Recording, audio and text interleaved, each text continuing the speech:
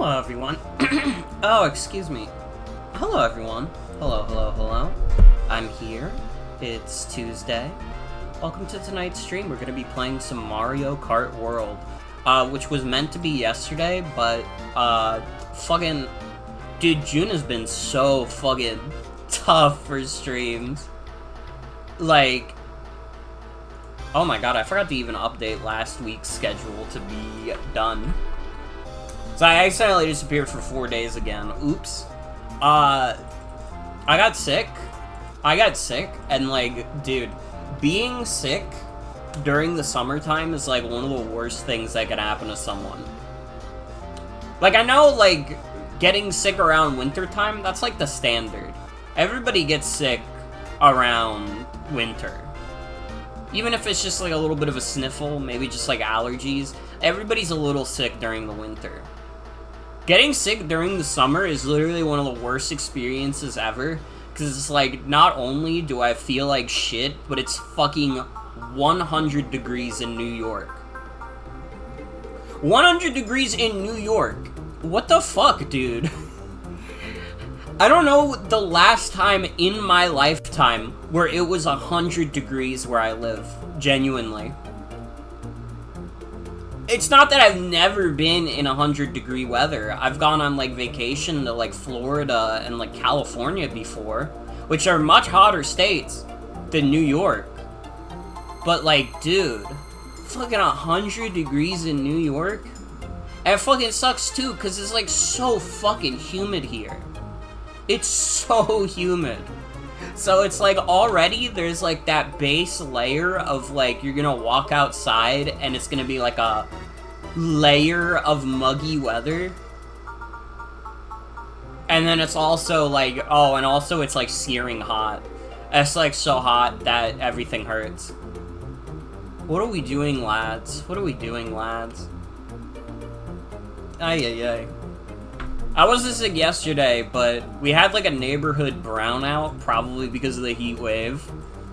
I say probably, it's definitely because of the heat wave. And, you know, it was fucking with the router a bit. My internet kept going in and out throughout the night, and it was just, like, that, you can't stream during that. You can't, it's not possible. You literally can't stream during that. And I mean, you know, it is what it is. It is what it is. I made do. I play more Bravely Default. I'm, like, really far in that game now. I'm at, like, Chapter 7. That game has gotten, like, crazy. It's not stuff that I necessarily didn't expect from the story, but it's cool. I like that game.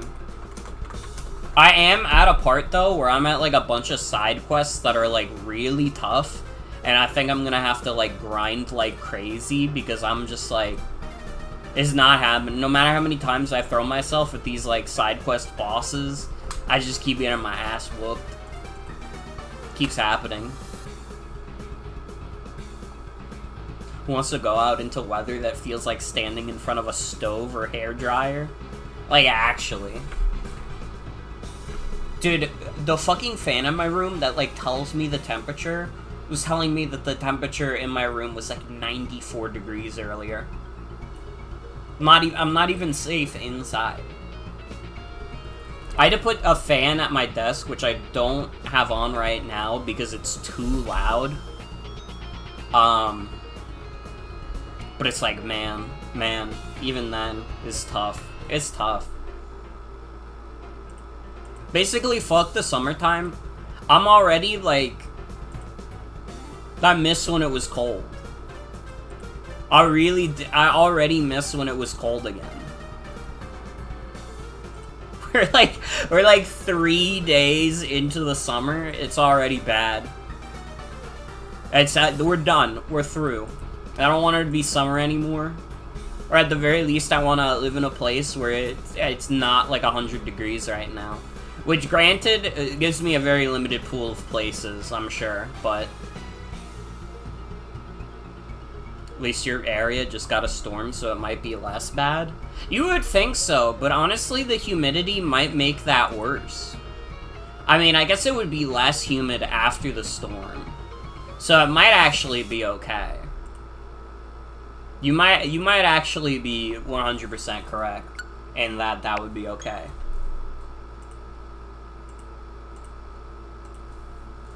Dude, I should check what the exact temperature is, like, right now. It's 97 degrees. Ay. It is going to rain this week. The temperature is gonna go down. But it's like, man, I can't wait. I can't wait. I haven't gone to work since, like, Saturday. Because I was sick. And then it rolled over into the days I already had off. So, like... But it's like, I haven't been able to do anything except, like... swim. And, like... play video games. Because it's like, it's too hot to, like, walk outside. It's too hot to even do just that. Because, again, I live in an area where it's always, like, super humid. So, like,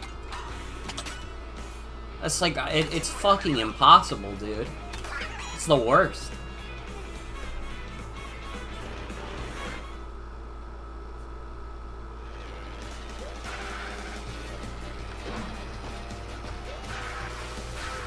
Well, I hope you're all doing well regardless. I hope you're keeping cool during the heat wave, you know.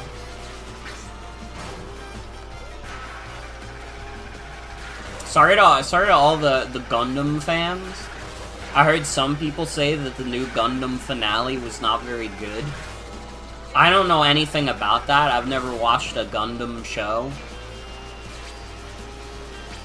I mean, some people might have liked it. I think I heard some people thought it was okay. But I feel like the general vibe that I'm getting is that people didn't really like the ending. So I'm sorry. I'm sorry to all of you. I'm playing Coin Coffer and he's eating a pizza. So that's all I gotta contribute to that.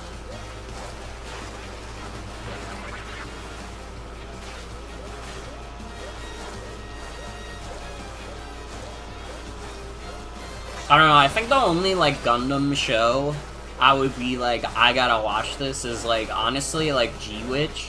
Even though I've heard that one is, like, kinda flawed, too. But that one has the Yuri in it. So it's probably okay.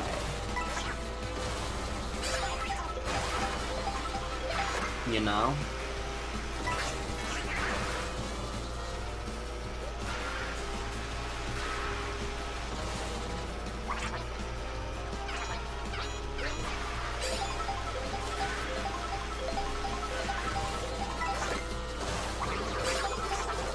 Alright, how long until it gets me into an actual race?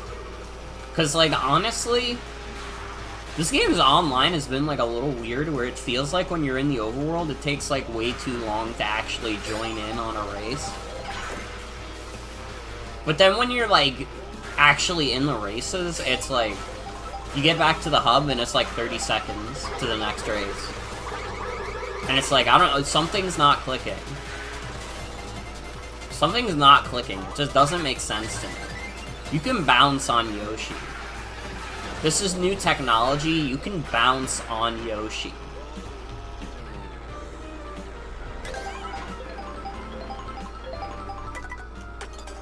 I don't know, while this is happening, I might as well try to unlock costumes. I mean, this probably just gets me the Sunshine outfit for Mario. But I can live with that. No. Coin Coffer, we gotta calm down.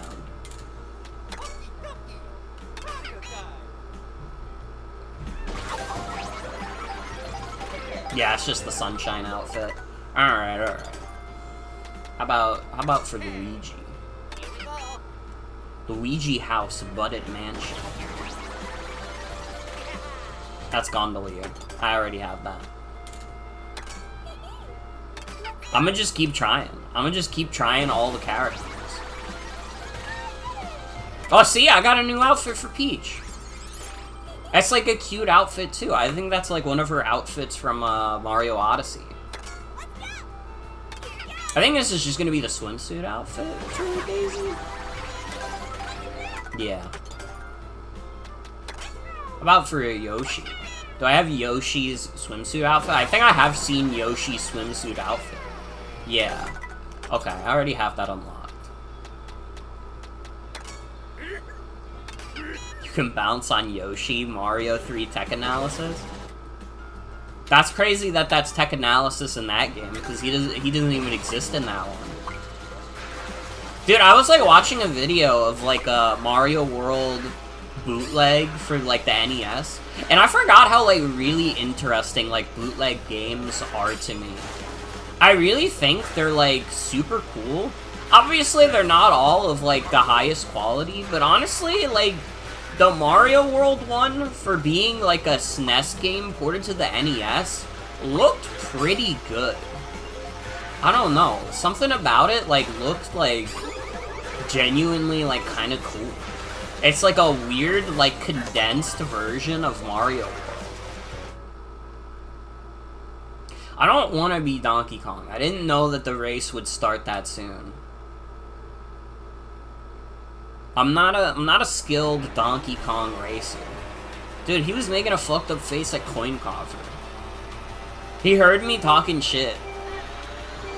There are too many Mario games? Yeah, there's a lot of them. Mario World was the first one with Yoshi. Mario 3 is the one that introduced the Koopalings.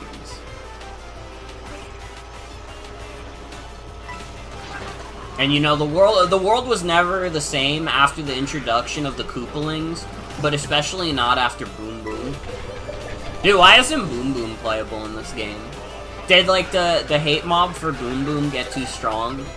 They decided they needed to protect him, put him under witness protection.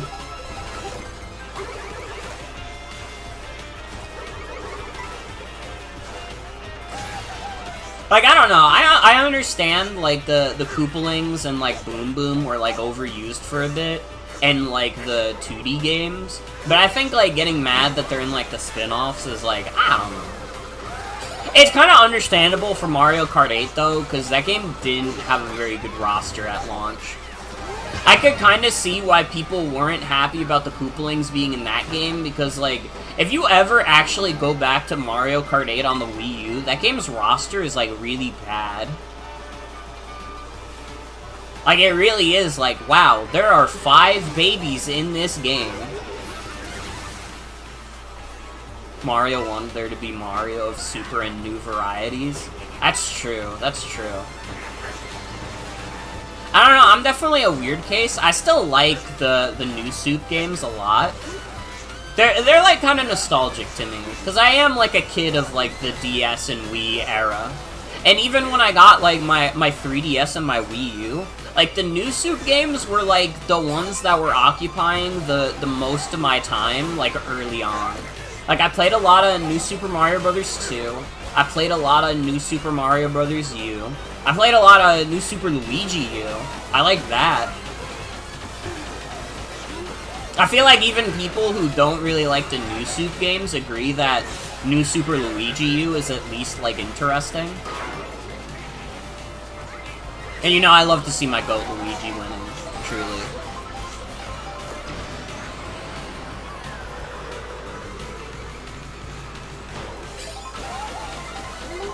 Dude, fucking New Soup 2 had, like, Reznor in it from Mario World. They shoulda had, like, Reznor be playable in, like, a Mario spin-off. When the fuck is the Reznor Renaissance? They'll put, like, Boom Boom in the Koopalings and anything, but my man Reznor gets, like, shafted every time. I guess it's just because he's, like, a rhino.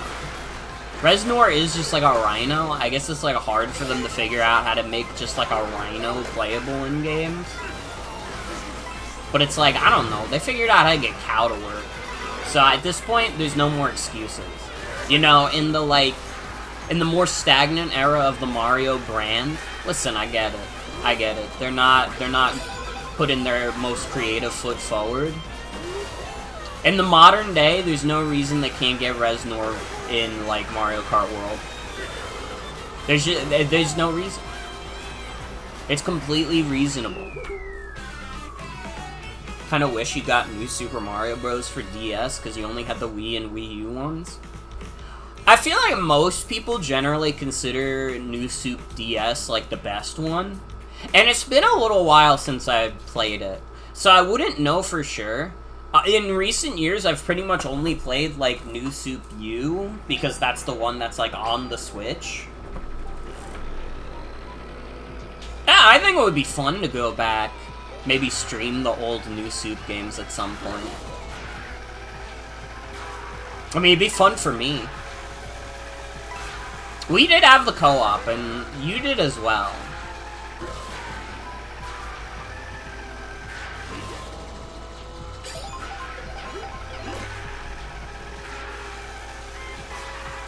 When I was a kid, I was addicted to New Super Mario Bros. 2 because it had, like, all the coin shit.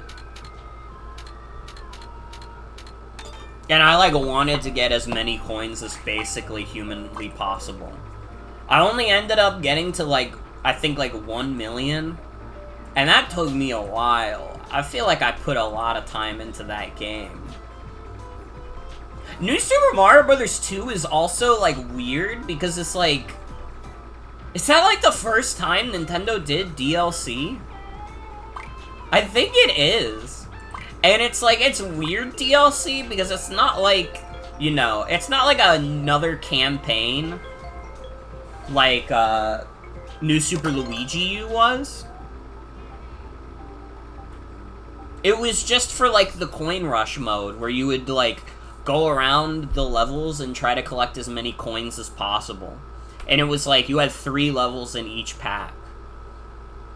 So I actually don't know how much the DLC was. I kind of feel like, if I had to imagine, it was probably, like, too much to get all that DLC. Because early Nintendo DLC, like, even to this day, tends to be more expensive than, like, current day Nintendo DLC.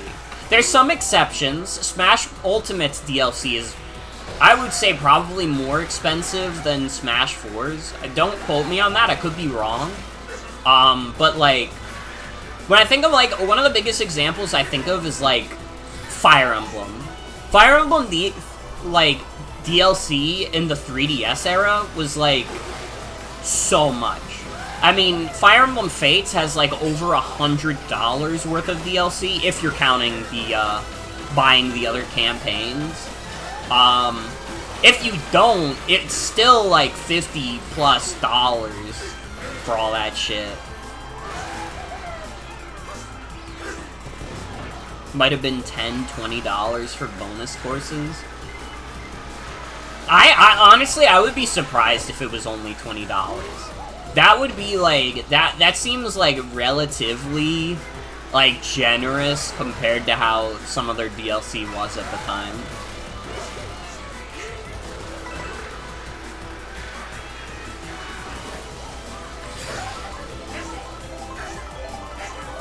I guess it's, like, really Fire Emblem that's, like, the big one that I think of. Because Awakening also had, like, DLC that, like, if you bought all the DLC for Fire Emblem Awakening, you basically bought the game twice.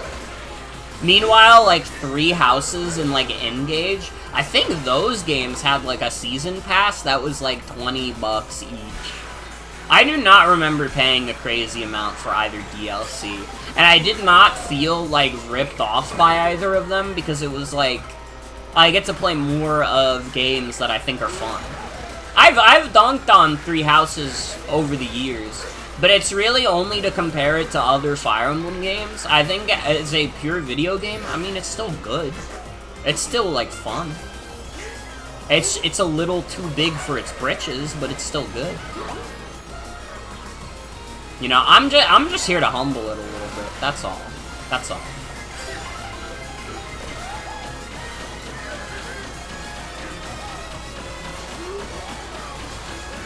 I'm gonna have to look that up, how much, like, New Super Mario Bros. 2's DLC was. Because that shit was more than, like, New Super Luigi U. That's, like, absurd. I think New Super Luigi U, which is, like, basically an entire game in of itself, was, like, $30. How much is New Super Mario Brothers 2 DLC.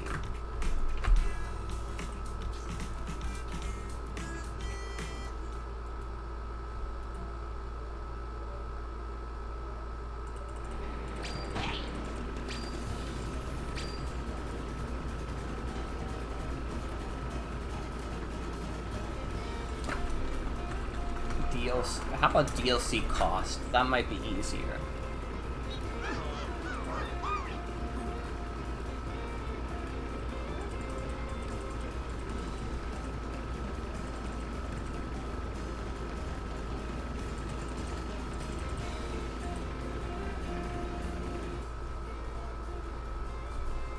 Dude, I need to stop playing as Donkey Kong.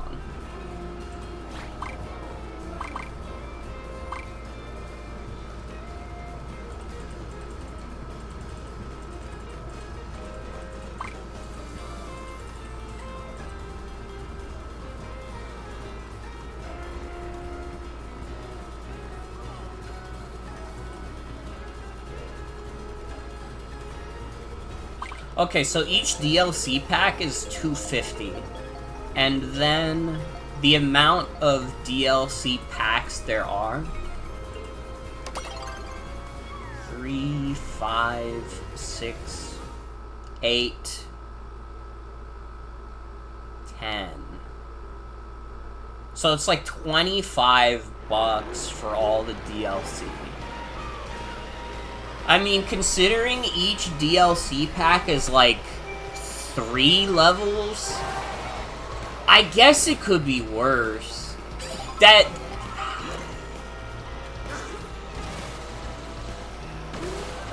don't know, that's tough. That's tough. 25 is more generous than I thought it would be. But I'm also like, would you want to pay like $25 to play, like, new Coin Rush levels specifically?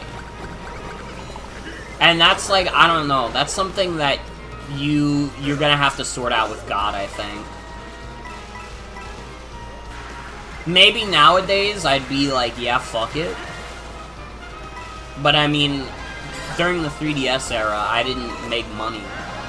So you were not gonna get me to, like, be like, yeah, I want an eShop card for my birthday so I can buy the new Super Mario Brothers DLC. That was a good thing about, like, a new Super Luigi U, also, was that, like, that game got a physical release. That DLC had a physical release. So, like, I just asked for someone to buy me the physical release, and I did.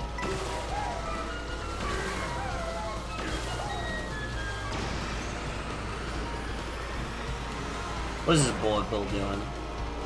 I mean, it got me to second, but it was being a little goofy silly. For that much money, you could get a subscription to Wizard 101 for a while.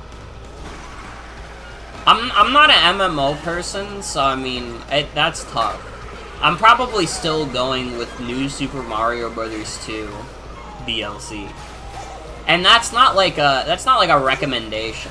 I'm not saying that most people should go for new Super Mario Brothers 2 DLC over a subscription to Wizard 101. Although maybe I do. I kind of think I hate, like, subscription models for games more than I hate DLC at this point. Like, I don't know, especially with how, like, and it's not like an overly generous game. It's a generous free trial. Obviously, everybody talks about how generous the free trial is for Final Fantasy XIV.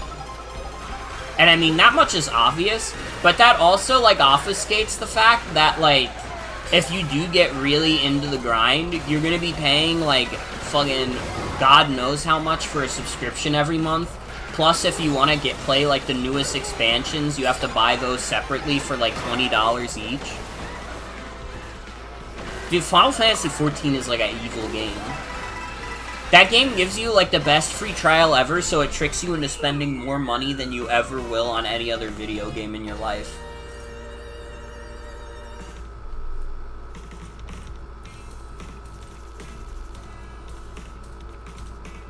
How much is it for a subscription of Final Fantasy 14 a month?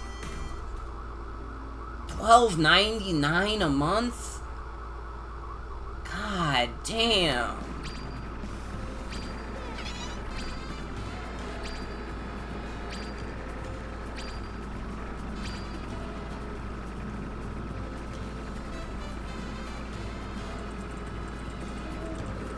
That's for the entry fee?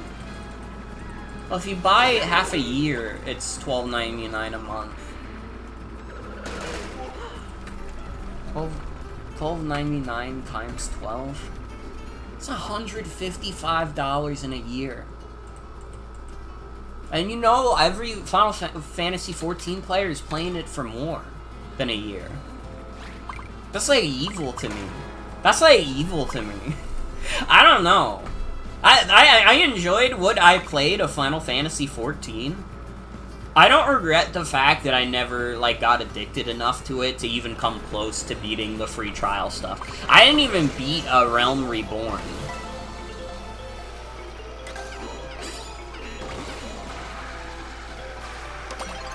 I don't know, $155 in 1 year? Not including tax? Good God. You could buy, like, 2.5 video games with that. Which, now that I'm saying it out loud, man, what a world we live in, huh? You could buy Mario Kart with Donkey Kong Bonanza, and then you just own those games. You don't have to, like unsubscribe and then be, like, later, like, oh, fuck, I gotta resubscribe so I can play this video game that I already spent, like, hundreds of dollars on. There should be, like, a seniority, like, subscription. I think that if you, like, have subscribed to, like, a MMO for, like, a year, you should get that MMO for free afterwards. They should just let you play free forever. Because it's, like, realistically, like, I don't know. MMOs are, like, a tricky thing where it's, like, it obviously, like, costs a lot of money to maintain. But also, I think it doesn't cost as much money as some companies want you to believe. Because there are just, like, random, like, MMOs that are still online to this day that have, like, literally, like, 2 players. And it's, like, come on now. These servers can't be that expensive for you to run that you need to, like, nickel and dime every single person who plays it.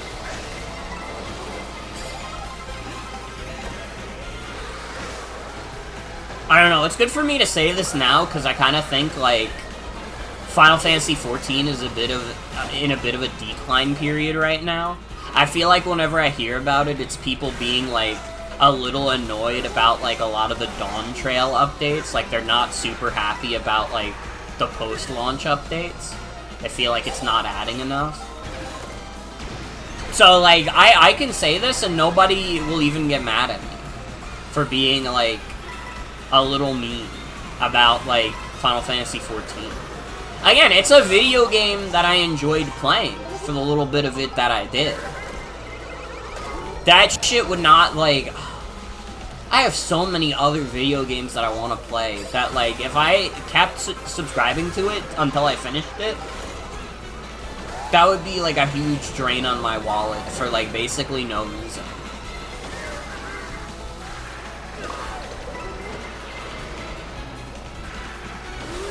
I don't know, people aren't happy with RuneScape either.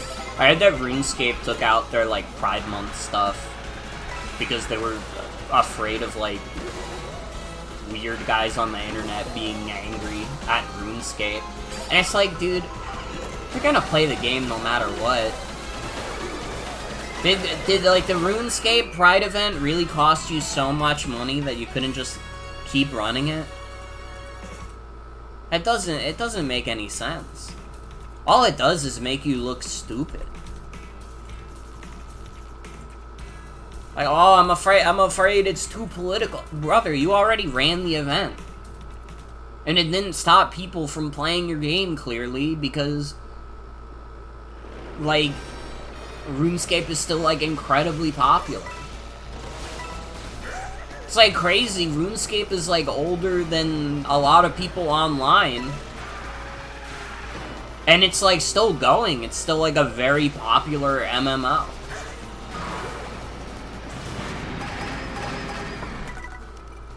Oh fuck, I can't change characters. No! Get me out of the bus! I don't want to be Donkey Kong. No! I don't want to be Donkey Kong. Fuck, I shouldn't have entered the death truck.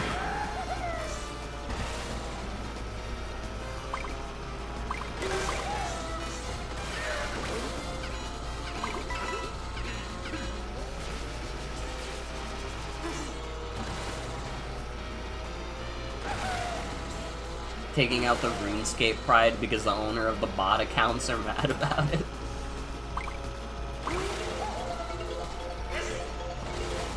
Well, the RuneScape bot guys are angry about it, so we have to do what they say, basically.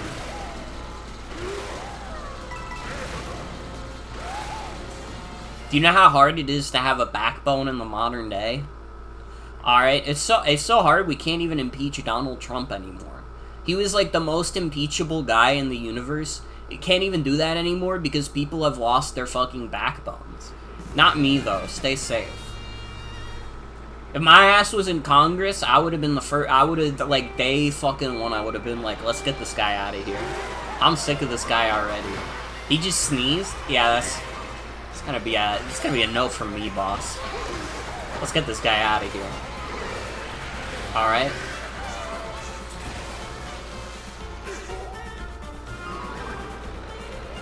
I'm the only streamer that keeps it real.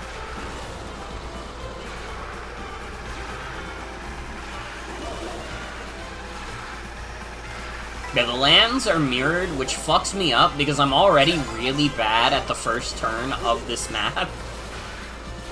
I am, like, shockingly terrible at the first turn of this map. You know what it is, though? There's not a lot of tracks in this game that, like, have fall-off points like that. Like, there are, like, points in a lot of maps where, like, if you go past them, you will get respawned. But they're usually not, like, holes in the ground. So it's usually, like, avoidable for me.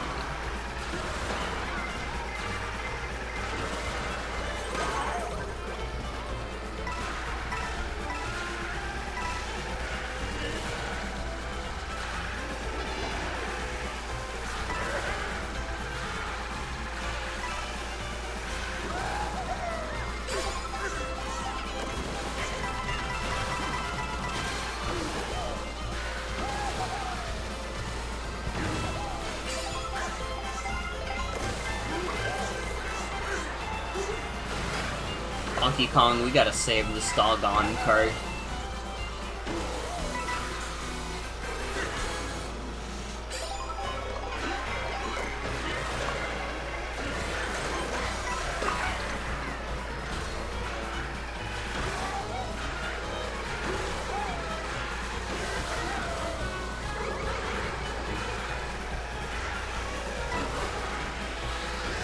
I don't know, some of my, like, like, DLC practices still, like, go through my system.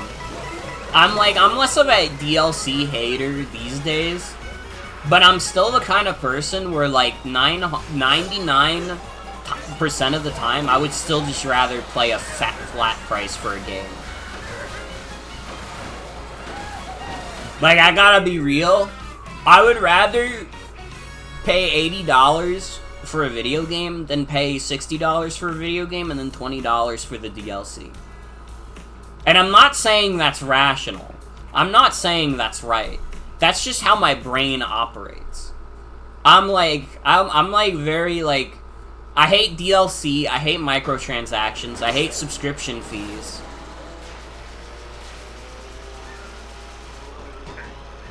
Like, you kind of have to give me, like, a compelling reason for why I would rather use, or rather pay through those other methods than just play a flat rate up front and then get the video game. Let's do Peach's vacation outfit. It is the summertime.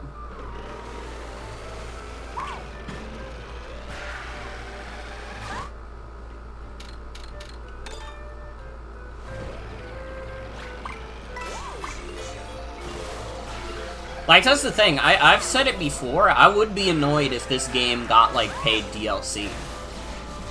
If this game gets paid DLC and it doesn't come out, like, 5 years later, I'll be, like, annoyed.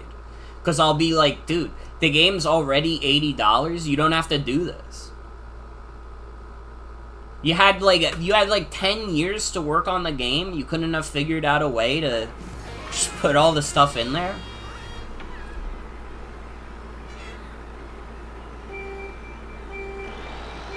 If they go with the free update model, though, I'll shut my mouth.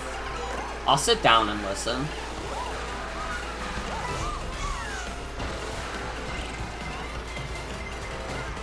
But if they're like, pay $80 for the base game and then $20 for the DLC, I'm gonna be like, dude.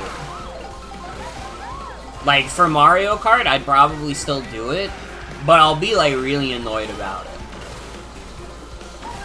I don't know, like, Booster Course Pass kinda got away with it.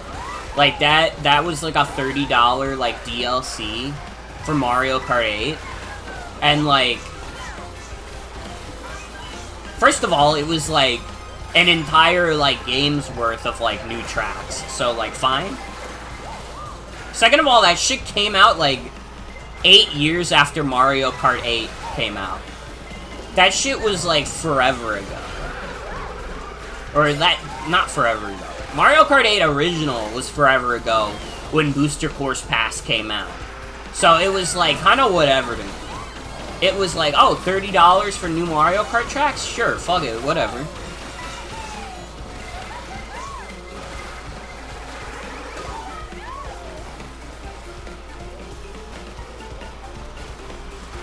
I don't know, this game would have to have, like, really good DLC for me to be like, yeah, that's worth it. Because, like, in general, like, there's very few DLCs that I've played and I've paid for that I'm like, that was 100% worth it. I don't know, I say that sounds like maybe, like, a bit of hyperbole when I think about it. Because usually I don't buy DLC for stuff that I think is gonna suck. It has happened, though. Shockingly, one of the worst DLCs I've ever bought was the Captain Toad DLC, and that DLC is like $8.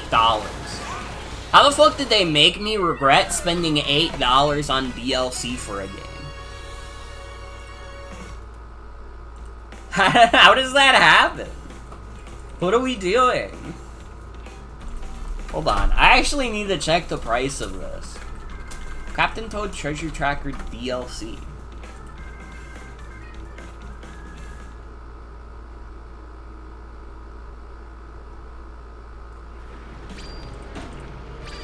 It's $6 and it's still not worth it.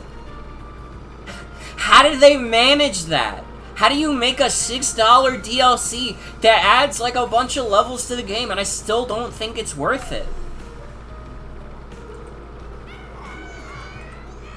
Well, the problem with the special episode DLC is that it's a lot of like retreads of levels. It's like levels you've already played, but with like a new stipulation, and that's not interesting. That's not cool. That doesn't entice me. Smash Ultimate also, I think, has really bad DLC. Like, okay, are all the DLC characters really fun? Yes. I think, like, the vast majority of them, I would even say I like them more than, like, pretty much anyone in the base roster. But, like, dude, do you have any idea how much DLC, like, how much it costs for the DLC in Smash Ultimate? Fighters Pass 2 is $30? How about Fighters Pass 1? Dude, all the costumes, too? Can you fucking imagine? It's like $55 to get all the fighters. And that's not including any of the Mii costumes. That game's DLC is, like, way more than you would pay for the base price of the game. then it's like, why the? It doesn't add as much content as there is already in the game. Smash Ultimate is like already an impossibly big video game, so I get it. It's tough to like match that standard. But like, $55 for all the new characters? All the new characters is like 20% of the roster. That's fucking crazy. When you think about it, that's fucking crazy. And it's like, oh, you could argue that like all the DLC characters are like exclusively new content. And you know, a lot of the base game stuff is recycled content from like the previous games. So, it still shouldn't be $55. 12 fighters that are like kind of more high effort than like the other fighters is still like less time. I don't know, maybe I'm crazy, maybe I don't know how game development works. And you know what, if that's the case, I'm fucking sorry. But I think Smash Ultimate's DLC costing that much is so ridiculous. And like, I don't know, the fact that like me and my cousins and like my siblings kind of replaced playing Smash Brothers with just playing like Mario Party Jamboree, because that game is as good as it is like, damn. Honestly, we kind of replaced playing Smash Brothers with like playing Mario Party Superstars. And like, Mario Party Superstars is a good game. I don't think it's as good as Jamboree is at all. I think Jamboree is like miles ahead of Superstars. And it is partially just because it has like more new stuff to chew on. To be fair, Jamboree just has like more new stuff to chew on. But like, dude, Mario Party Superstars into like Jamboree, that like replaced Smash Ultimate for us. Also, hi dear, welcome. Why do you have the bag of memes?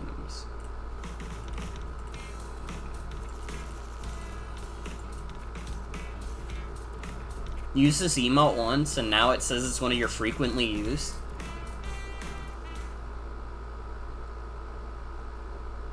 That's awesome.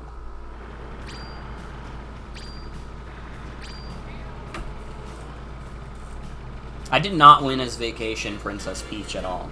I actually... And you know what? It was close. It was close. I'm not gonna blame that on Peach. I'm gonna blame that on getting Mario Karted.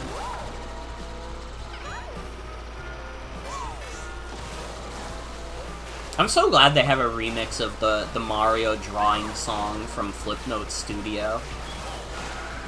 This game's soundtrack is so fucking good.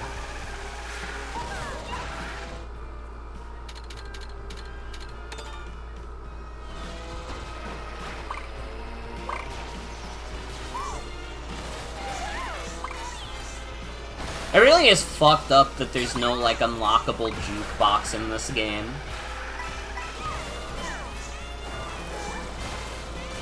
There's so many, like, wonderful pieces of music in this game that I cannot fathom this game not having a sound test.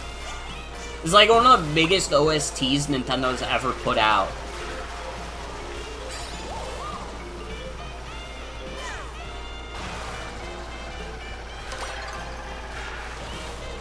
I don't know, what's some other, like, not great DLC I've paid for? I kind of feel like those are, like, the main ones. I feel like, again, I usually don't pay for DLC that I, like, don't think I'm gonna get, like, good time out of. I mean, again, like, I could talk about Fire Emblem Fates, but it's Fire Emblem Fates. What do I even say about that game at this point? I feel like bringing it up is a cliche at this point. It's like, oh yeah, I spent too much money on Fire Emblem Fates and it made my experience with the game worse. Yeah. Duh.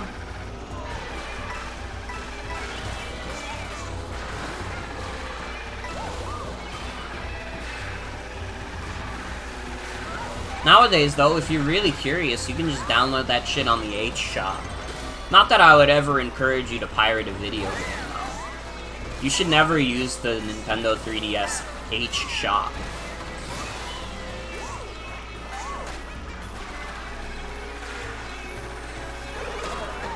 You know, just because you can doesn't mean you should. I would never encourage piracy on my stream. That's why I play the new Nintendo games, because I don't condone piracy. It's just like those Nintendo creepypasta videos that I like. So they were like going viral. I had seen them before. It's like the analog horror, like Nintendo creepypasta videos by this one person. And I'm not gonna put this person on blast, because they're probably like someone like kind of younger than me, who's like just having fun doing like weird kind of shitty creepypasta. You know, who am I to put that person down? It's not like they've wronged me like Sonic.exe's creator being like a complete asshole. You know, they're probably just like fine.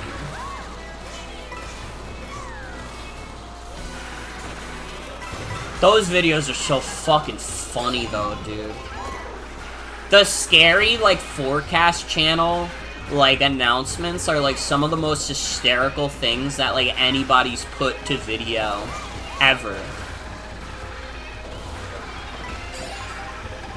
Like it's literally tough to come up with like a funnier scenario than loading up your Nintendo Wii, going to the forecast channel, and the forecast channel telling you that there has been a nuclear strike and you are living through a nuclear winter. Like, dude, why is my Nintendo Wii saying shit like this to me? Dude, I saw like one that was like, it was a creepypasta of Wii Fit, and the creepypasta is that you go on the Wii Fit board, and the Wii Fit board says you put too much weight on it. Why don't you go outside, idiot? The creepypasta of Wii Fit is that Wii Fit thinks you're too fat to play Wii Fit. That's fucked up. Why would they do that? It's not even like a scary thing. It's just a Wii Fit being an asshole to you.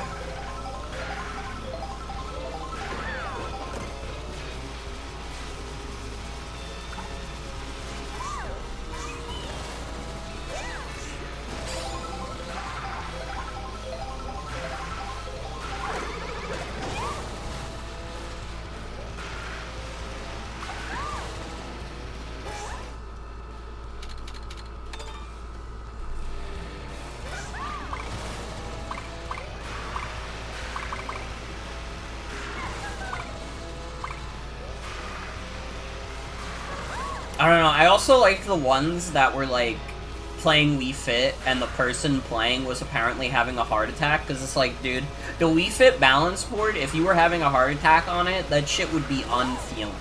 That shit wouldn't care, it wouldn't be able to tell that you're having a heart attack. You know, the Ring Fit, that technology is, like, you know, it's beyond my grasp. It's, like, the fact that he can even take, like, an accurate, like, heart rate is, like, crazy to me. So I'm not going to try and explain the technology behind that, but I know for a fact the Wii Fit board is not that advanced. The Wii Fit board is not going to be able to tell that you're, like, fucking dying. Alright? The Wii Fit board wouldn't even give a fuck anyways. Because the Wii Fit board would tell you that you're fat as shit. So honestly, the creepypasta is kind of realistic.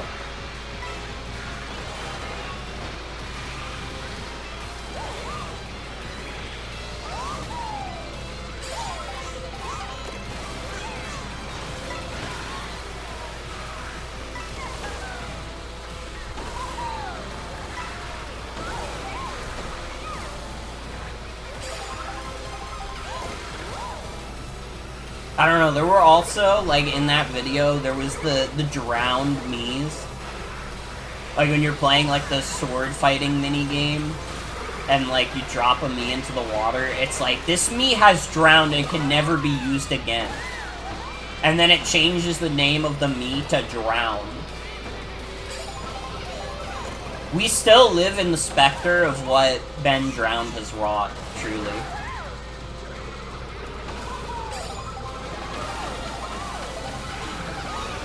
No, my gold shroom. I guess I was getting lightninged anyways, but still, that hurts.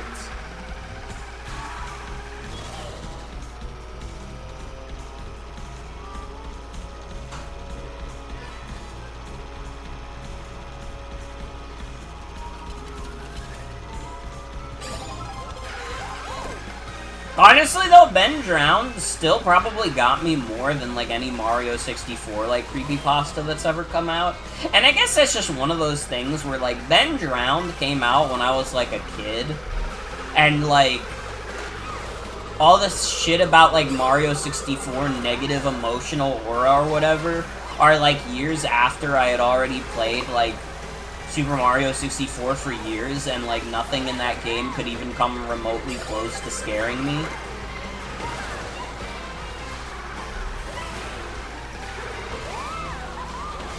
I will say, though, I just generally think that, like, Ocarina of Time and, like, Majora's Mask are just, like, more unnerving games than Mario 64 is. I don't think Mario 64 is a very unnerving game at all. But, like, Ocarina of Time and, like, Majora's Mask, they're kind of fucked up. And they kind of lean into it at times, too. Like, I don't know, when you go to the future in, like, Ocarina of Time and you go to, like, Hyrule Square or wherever the fuck, and it's just, like, there's nobody there except, like, the zombies and shit, like, that's a little... That would be scary if you were a kid. If you were a kid playing that, you would be, like, fucked up by that. You'd be like, dude, everybody died. But they can't die. This is Nintendo. How did this happen? It would be the worst thing you'd ever seen. But if you were like a little kid and you played like Wet Dry World, you wouldn't be like, dude, the emotions here are negative. You would just be like, I'm playing Mario. There's a lot of water here. I think the spiders are funny.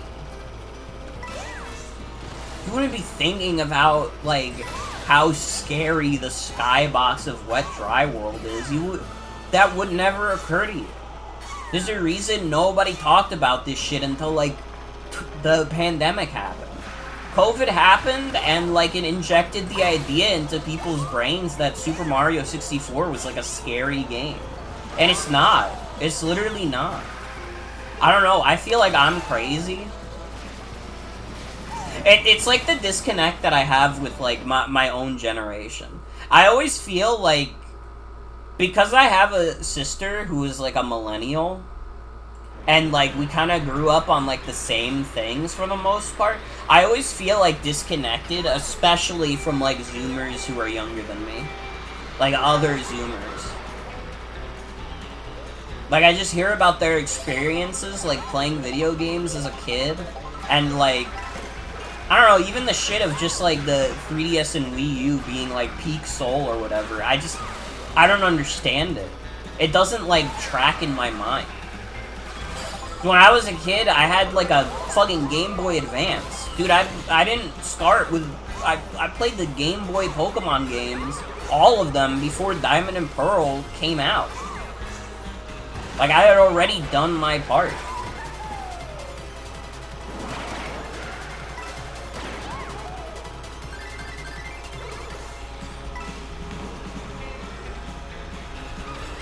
You know, it is one of those things where, like, I respect Pokemon Black and White. I think Black and White and, like, Black and White 2 are, like, very cool games. There's something about them that is, like, less fun to me than, like, the first 4 generations of Pokemon. I think I have just become, like, an old gen head. And once you get to, like, what's considered, like, modern with, like, Gen 5, and I know some people would consider the modern era to really start with, like, 3D with, like, X and Y. I don't know. I like the first 4 generations more. And even then, it's really more like the first 3 generations. Because I ain't even gonna lie, I kind of just do like BDSP. I think it's one of those things where it's like, you know, people want you to be embarrassed about this if you feel this way, but it's like, I can't keep it to myself. I like Brilliant Diamond and Shining Pearl. I would probably play them over Gen 4 a lot of the time. For starters, you could only grow berries online, and that went down. Honestly, I think that's part of it. Is that, like, the dream world was, like, a big thing for me as a kid, and not being able to do that anymore is, like, lame as fuck. I mean, you have, like, fan stuff now where you can, like, generate Pokemon that you could have conceivably got from the Dream World. And that's, like, cool. It let me use Bagon in my Black and White 2 playthrough. But it's like, I don't know. I don't know.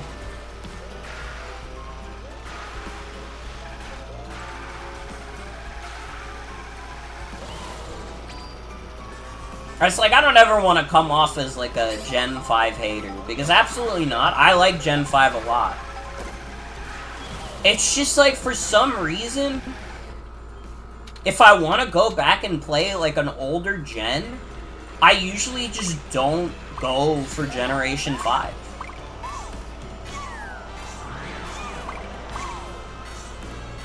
Honestly, at this point in my life, I've probably replayed X and Y more than I've replayed, like, Black and White or Black and White 2. And that's, like, fucked up, because I like X and Y, like, way less than I like Black and White.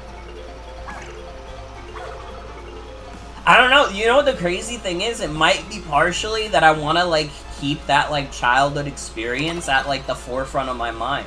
Like, I want that to still be the impression I have of those games. You know, if I play them too much as an adult, I'll become, like, more and more aware of their flaws.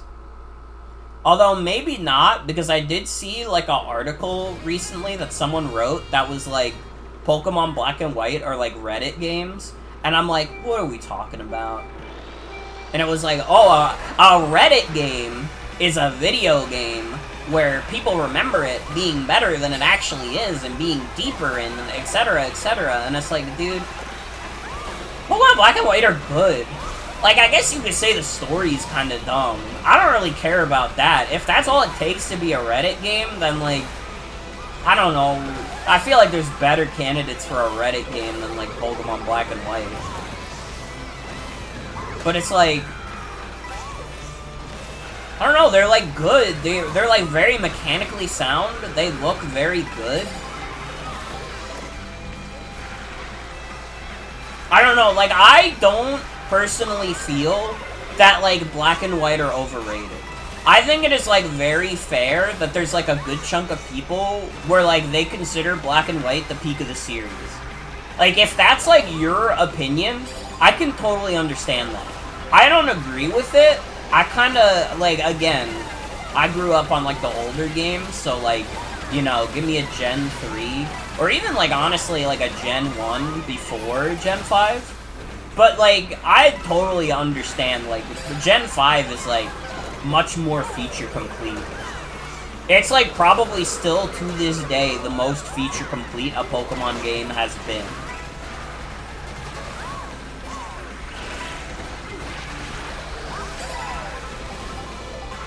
So I don't know. Maybe I didn't read the article, like, I guess I kind of skimmed through it a little bit. Maybe there's, like, better reasons for calling it a Reddit game. I kind of agree that the story's not as good as people say. I think it's fine. I think it's serviceable. It gets the job done. But I think, like, whenever people say, like, oh my god, this is the best story in Pokemon, it's not.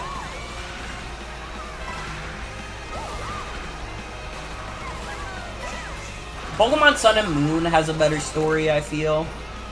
Pokemon Scarlet and Violet have a better story. Pokemon Scarlet probably has the best story in the series. I would even put that above, like, stuff like Explorers of Sky. Yeah, I literally don't care about big balls trending. I literally have no opinion on this other than dumb. Stupid.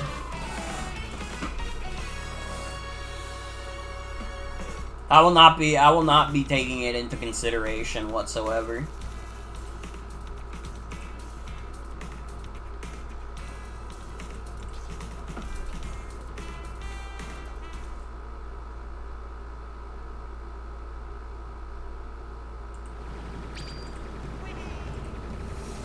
Alright, I think Peach is bad luck. I've been trying to get Peach to work.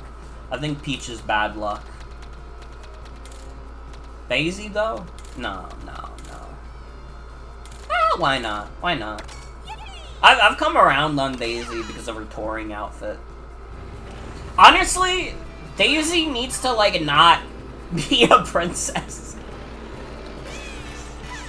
I don't know, when they, like, embrace her more, like, tomboyish side, that's, like, better to me. When I see her in, like, the Princess Daisy dress, I'm like, this seems, like, fundamentally incompatible with, like, what her character should be. She should be, like, upset by this. She should be, honestly.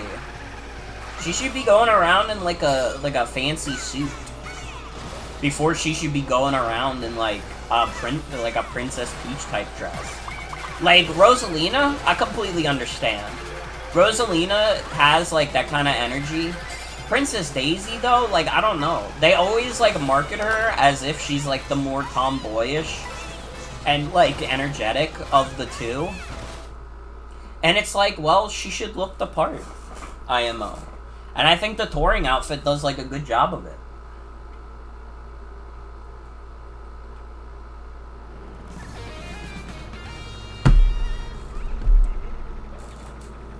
I think it's a fun outfit. Look at it.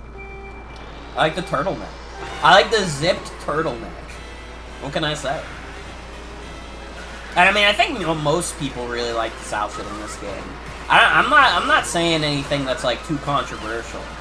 I think a lot of people really like the touring outfit. I think that's, like, the favorite of the outfits. Unless you're, like, a Daisy pervert, then maybe you prefer the swimsuit outfit. And I mean, more power to you. I'm not a Daisy pervert.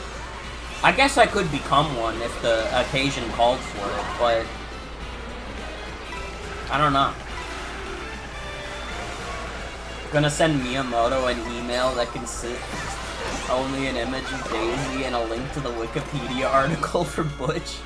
Why did that kick me out? I was fucking driving to the side, bitch. I got run over by racist Luigi. You main Daisy in Smash Ultimate? That's dope.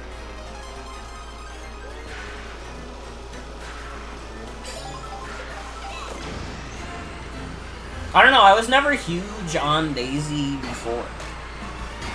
But when I see, like, her touring outfit, I'm like, no, I get it. I get it. I was never annoyed by her. I think there's some people who get annoyed by her. You know, there's like, the Hi, I'm Daisy meme. That kind of thing. Like, there are people who genuinely, like, think Daisy is, like, an annoying character. I've never been in that camp. I've just never been like, dude, I love Daisy. She's so awesome.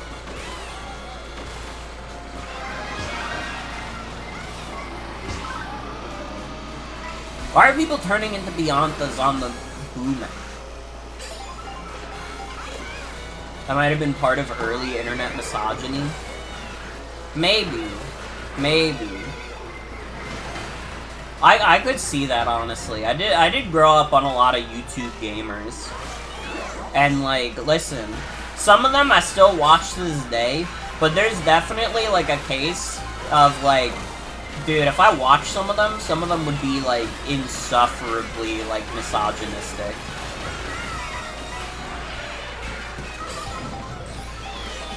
Honestly, sometimes there will be, like, an offhanded, like, kind of misogynist joke in, like, early AVGN, but I'm like, whoa, why did he say that?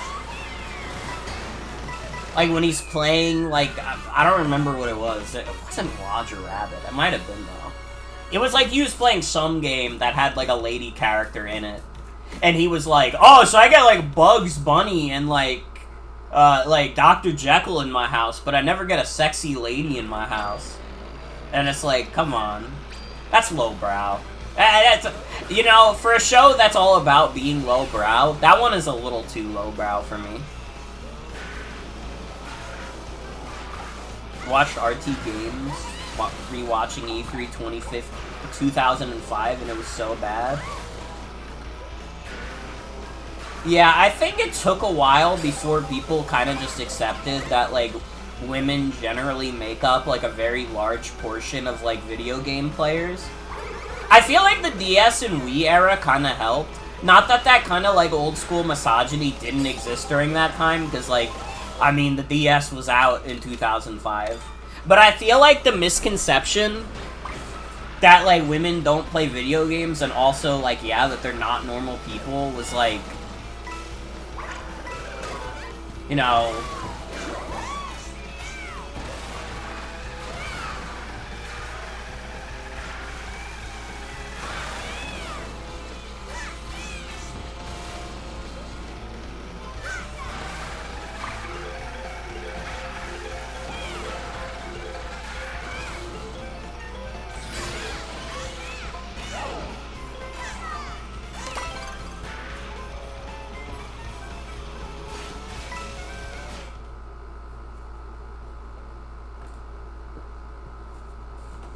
Nowadays, I do think it's, like, generally better in the world of video games.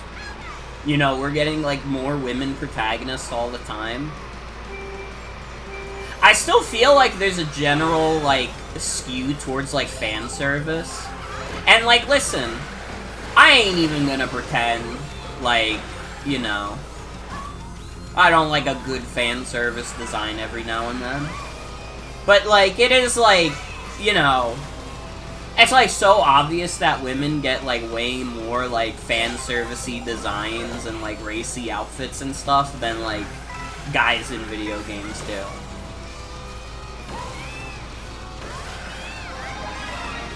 Like, fucking Metal Gear Solid is, like, a video game where, like, men wear, like, skin-tight outfits that, like, show off the, like, curves of their ass. And it's still notable that that series is weird about women. Like, that's crazy. That's crazy.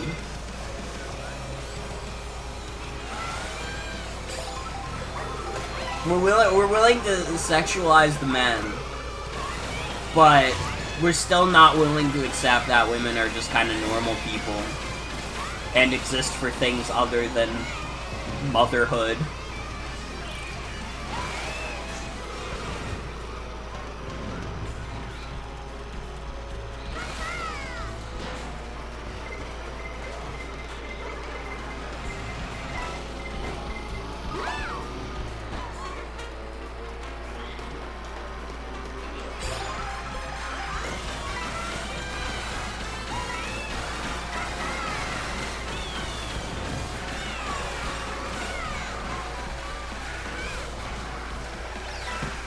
I'm gonna have to check out this image after this race. Munchlax is pretty hot. Try again. I love that image.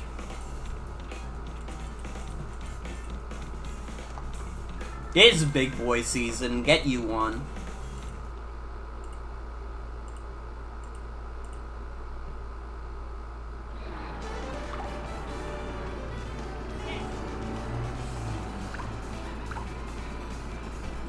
Dude, I've been getting more straw page asks recently, and it's been nice. I like answering random questions on my timeline. And, you know, some of them are of the racier degree. But I think one of my favorite ones that's, like, so inexplicable that I can't imagine, like... It's definitely supposed to be, like a kind of horny ass. But it's, like, a little bit... It's, like, a little bit too on the cusp of being absurd to be, like, sexy to me. Someone, like, asked me, like... What if Sonic Frontiers was a girl? And she was fat because she had so many sales numbers, and the sales numbers was food.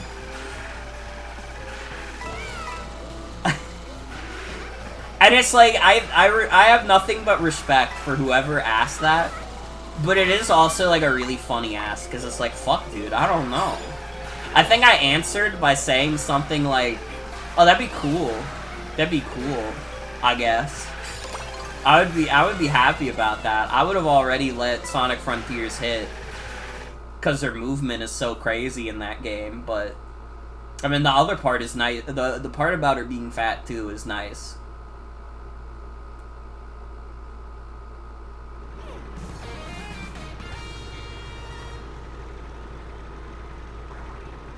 But I don't know, I've never thought about the idea of, like, what if a video game was a girl? That thought it never occurred in my mind before, and I guess it's, like, a little too abstract for me to imagine. I don't know, I follow, like Bickwin, who draws, like, consoles as, like, girls. So that, like, in my mind, I understand. I understand, like, consoles can be girls, too. But I haven't quite gotten to the point, like, I don't know. I haven't seen, like, people specifically draw a video game as a girl. So, like, the concept is, like, too abstract to me right now. I don't know if I can imagine if a video game was a girl. You know, I'd be willing to learn, you know. Hashtag I'm a visual learner, but...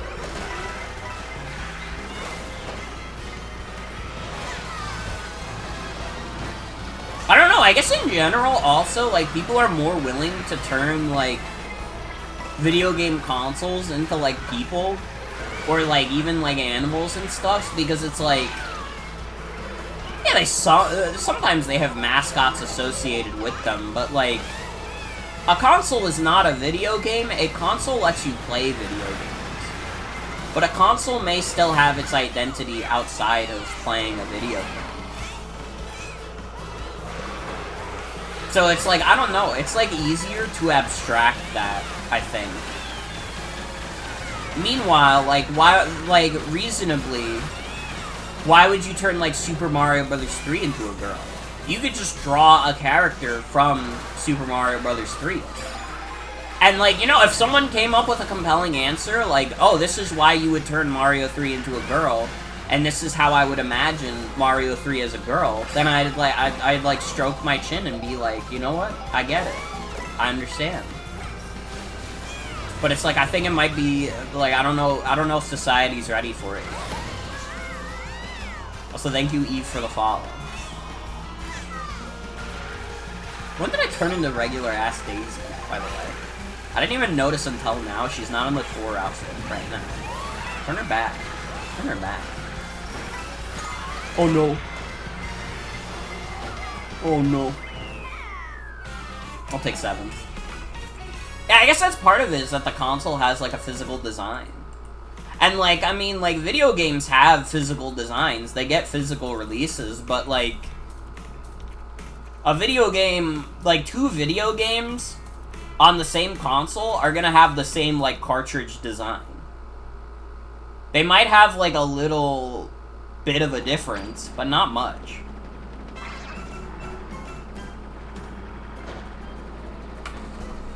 A game is abstract, exactly.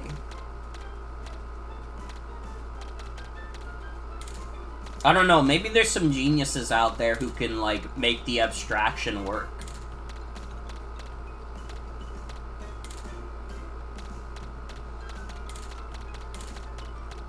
I gotta go back to my goat coin coffer.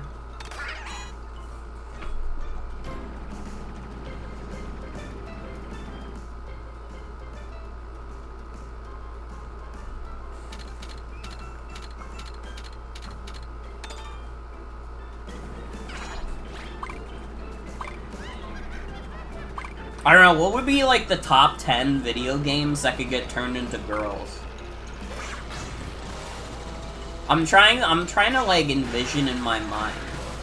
Like, now that I've started talking about it, I'm like, wait, what if this is, like, what if we're coming up with, like, a genius concept here? What if we're pioneering minds? What if we, like, come up with this idea, and it's actually the best idea anyone's ever come up with? And, like, the Sonic Frontiers, like, Asker was actually, like, a unspoken genius in their time.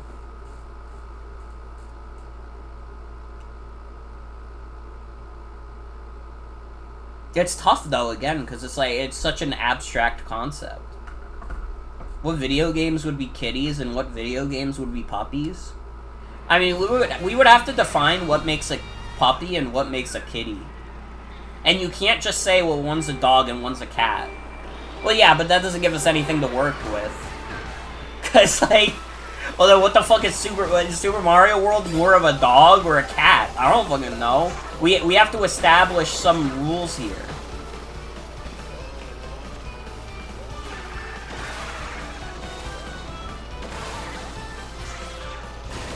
Like, what would we define as traits between, like, puppy dogs and kitty cats?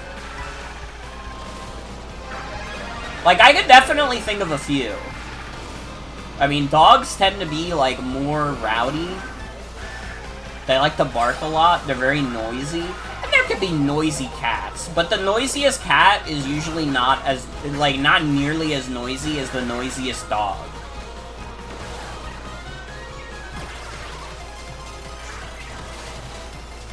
Cats are a little more rambunctious, though. They kind of move to the beat of their own drum more. Meanwhile, dogs, they'll do whatever. You put a bone in front of them and they'll be like, oh, fuck, this is what I always wanted. You give a cat, like, a toy after they were, like, begging you to play with them, and they're like, what the fuck is this? What is wrong with you? Are you stupid? You know, like, those are some differences that I see. And, like, you know, it's not all-encompassing. It can't be applied to literally every cat and literally every dog, but I think it's a good baseline. Especially because, you know, most cats are very different from dogs. Like, there's a reason that, like, you know, they tell people, like, hey, don't get a cat expecting it to be, like, needy and playful like a dog, because they usually aren't in that same way. They're needy and playful in their own way, but not in the same way as, like, a dog.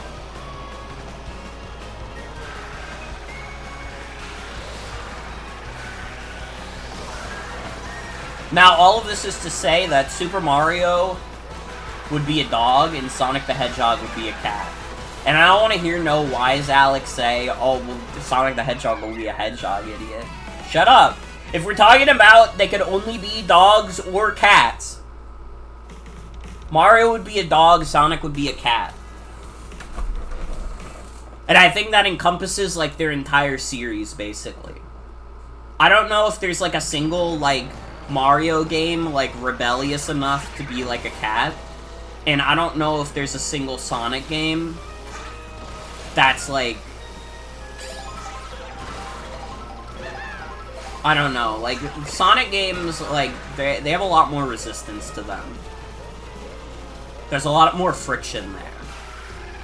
Much like a cat.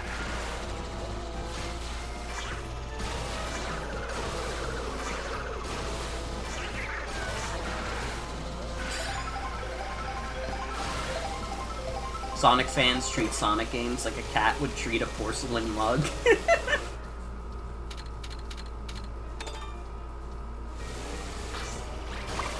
Dude, being a Sonic fan really is one of the hardest things online. Because even if you're not, like, I'm not even, like, a fandom participator, but it's still, like, if I want to watch, like, a Sonic video online, there's, like, a 80% chance it's gonna be one of the worst, most unhinged videos I've ever seen in my life. Especially because, again, I was talking about the disconnect I have with, like, a lot of younger Zoomers. Or even, like, Zoomers my age. And, like, nothing makes me feel more disconnected than, like, talking about, like, Sonic the Hedgehog with, like, someone my age. Whenever I talk to someone who thinks, like, Sonic Unleashed was, like, hot shit, and, like, the super ambitious, like, get-out-of-here game that did so much to advance the series forward, I'm like, dude, that game is fucking ass. I'm sorry, that game is dookie. I don't like Sonic Unleashed. I actually like the Dimps version of Sonic Unleashed quite a bit more. But I really just don't like the HD version of Sonic Unleashed. I think it is, like, not a good game. I'm sorry.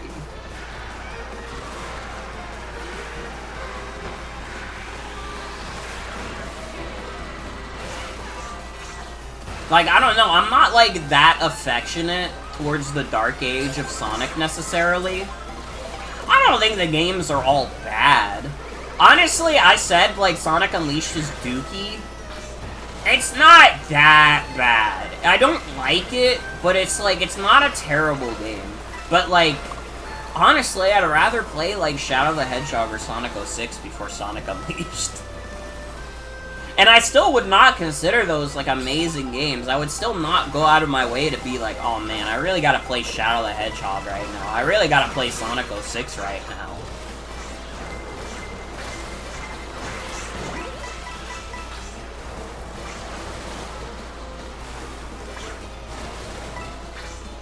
But it's like, it's those kinds of people that I also see, like, talk about how, like, Boost Era Sonic is, like, the worst thing ever, except Unleashed Heart.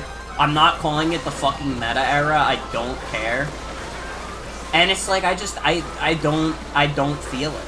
I don't feel it. I was like, I grew up on the old games on PS2. I played, like, the adventure games, I played Heroes.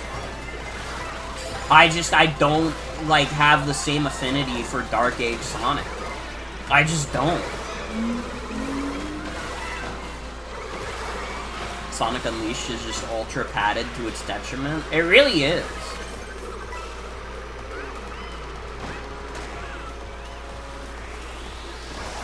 Genuinely, like, I would rather, like, play the 4 campaigns of Sonic Heroes in a row than play Sonic Unleashed once. And listen, I'm not saying that's the correct opinion, because actually, when I say it out loud, that's, like, completely insane. But it's genuinely how I feel. I would genuinely just rather play Sonic Heroes all 4 times than play Sonic Unleashed once.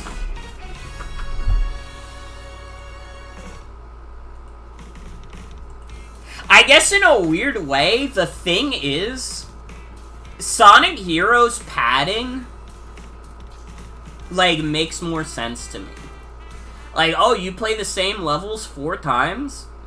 Like, yeah, that's, like, stupid, but it's also, like, well, replayability is kind of the whole thing with Sonic games to begin with. Getting better at, like, a Sonic game by playing it over and over again is, like, the most enjoyment you can get out of those games. And you could argue, oh, well, in Sonic Unleashed, you replay the levels to get the medals and stuff. And it's like, no, that's not the same thing.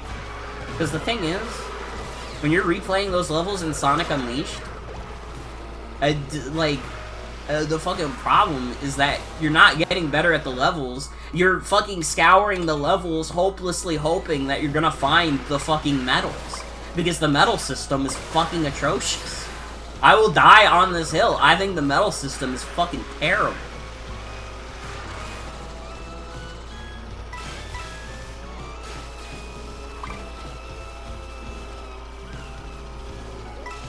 I do understand that perspective. I'm like a big Sonic Heroes fan, but it's like a nostalgia thing for me. I think, like, Sonic Heroes is probably the worst Sonic game that I, like, consider one of my favorites. And it's by, like, a pretty wide margin. Like, I would say the adventure games are way better than Heroes. Generations is way better than Heroes, both Sonic and Shadow. Hell, even Frontiers, I would probably say, I don't like Frontiers as much as Heroes, but Frontiers is almost certainly a way better game than Heroes is.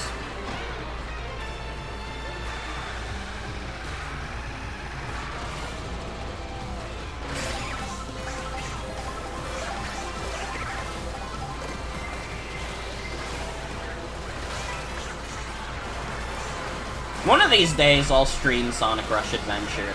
I got scared by the fact that I really did not fuck with Sonic Rush.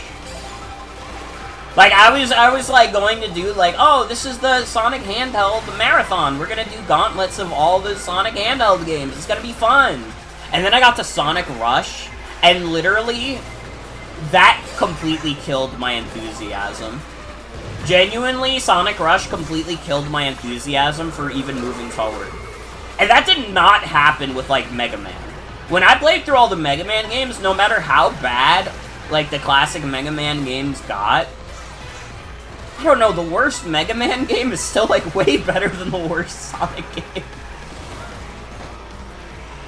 And it's coming from someone who likes Sonic way more than Mega Man, but, like, it's fucking true. fuck? I'd probably play, like, I've never played Mega Man and Bass. I've heard that game's not great. I'd probably enjoy Mega Man and Bass more than I enjoy Sonic Rush. Why the fuck do I have to be the one to get Koopa? Everybody's gonna get Fishbone, and I'm not. Never mind, everybody got Nabbit for some reason. I don't know, that's good to know. Maybe I will play Sonic Rush Adventure at some point. I kind of am thinking at some point I do want to play the Mega Man X games. That's what I've heard, is that Mega Man X, like, the first half is, like, pretty solid all around, and then the second half is, like, what the fuck are they doing? Genuinely, what the fuck was Capcom doing with those games?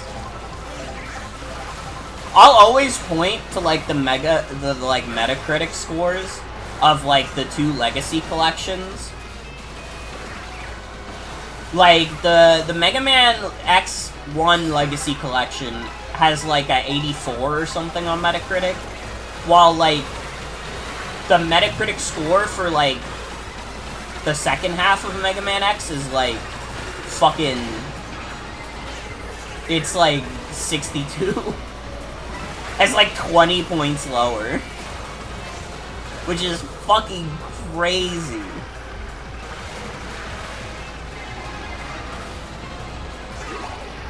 And, you know, again, it's not even, like... There's a bigger difference between, like, games that are, like... if you play, like, a game that's, like, a 9 out of 10, and then you play a game, like, that's a 7 out of 10, I feel like there's a bigger difference there than if you play an 8 out of 10 game, and then go to a 6 out of 10 game. And, like, I think part of that is our fucked up, like, system of rating video games in the first place. Video games generally get, like, higher ratings than, like, any other medium, which makes it especially notable when a game actually just really gets bad reviews. But I think it's also just, like, I don't know. Like, an 8 out of 10 is still, like, pretty good. A 6 out of 10 is when you just actually start to get to, like, annoying shit. Like, shit that could be, like, fun at points and have, like, interesting moments. But also, they're 6 out of 10s for a reason. It's because they're, like, annoying as shit.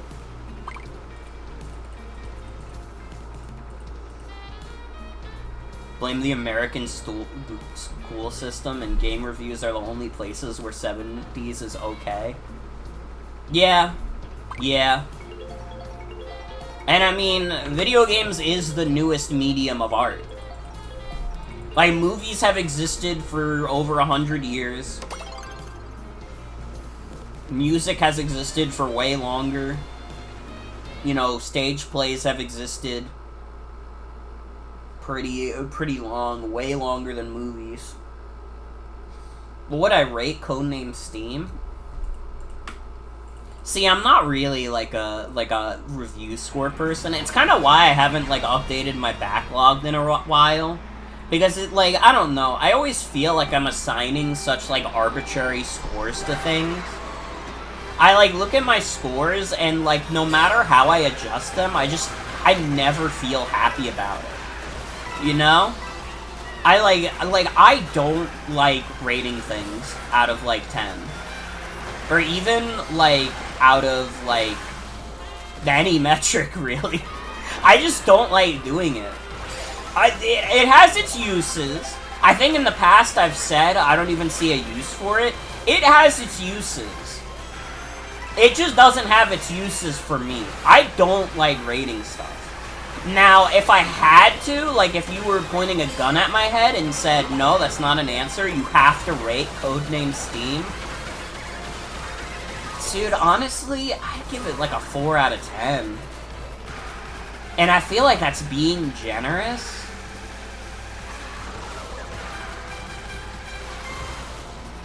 Like, I'd maybe even, like, lean towards a 3 out of 10 just because the game feels straight up, like, offensive. But, like, 4 out of 10 is my rating because it's, like... It hits the baseline of being a polished video game. Codename Steam is not at all a broken video game. I feel like to be a broken video game is more deserving of, like, you know, being, like, low down. But, like, aside from, like, being, like, generally polished, it's just, like, not a fun game, though. It's not a fun game at all.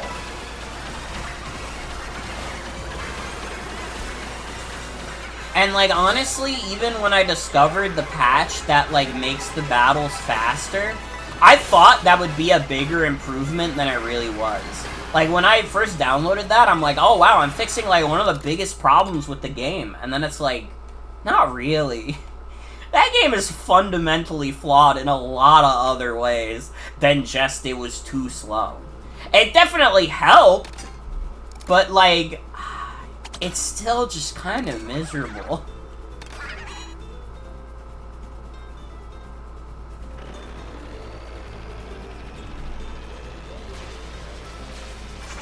I don't know, one of the big things, and, like, this goes into, like, your question about, like, how does it fuck up game feel?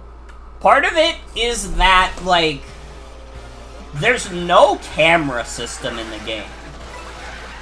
And, like, maps are not designed well enough where you can, like, reasonably design the game around that.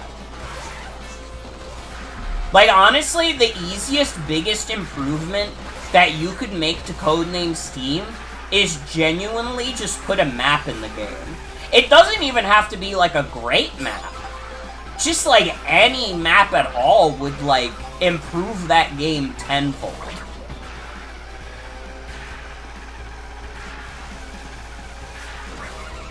Because, like, I remember on the one level where I was searching for, like, characters to unfreeze them, it, like, took me fucking forever to find the last person because there's no, like, easy way to look around corners and stuff. You just actually have to move there with your characters that are moving, like, strategy, like, game characters.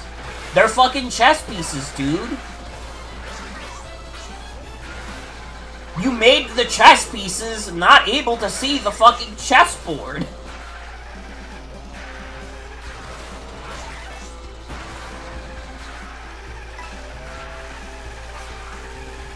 And I don't know, I guess it's one of those things where I'm, like, spoiled by Fire Emblem having a very good map system. Especially in the modern games, I mean, they give you so much info. They don't let you get confused about a damn thing. And even in the older games, it's still, like, perfectly reasonable, even though they're not giving you, like, as much info. But it's still, like, you can see the whole map. If you're smart and, like, click on the enemies, you can still see where they're going, so you don't accidentally put, like, a frail unit in the line of fire. It works! It's good! On the subject of Fire Emblem, you'd think Intelligent Systems wouldn't make these kind of mistakes. Yeah, that's, like, another thing about Codename Steam, and it's not necessarily the game itself's fault, but it, like, so obviously lives in the shadow of Fire Emblem. Codename Steam is a game that, like, there's only 2 scenarios where that game would have gotten the green light. And there's one that I think is more likely. The 2 scenarios is Fire Emblem Fates was so successful that we now believe we can kind of just make whatever strategy game we want work. We have successfully moved this one, like, very niche series out of the niche, so we can probably just do it again. And then the other is that, oh god, we're pre-awakening, Fire Emblem is dying, I guess we'll greenlight another game. We'll just greenlight another strategy game, because we don't know if they're gonna let us make Fire Emblem again. I think the first one is more likely, and, like, part of it is that I can't imagine Codename Steam had a very long development cycle. Like, Fire Emblem Awakening in Japan came out in, like, 2012. And, like, Codename Steam came out, like, 3 years later. I cannot imagine that Codename Steam is a game that actively would have taken those 3 years. I think Codename Steam got greenlit as a result of Fire Emblem being, like, popular now. I cannot fathom the idea of, like, Codename Steam being the backup plan. You know what I mean? That doesn't make sense to me.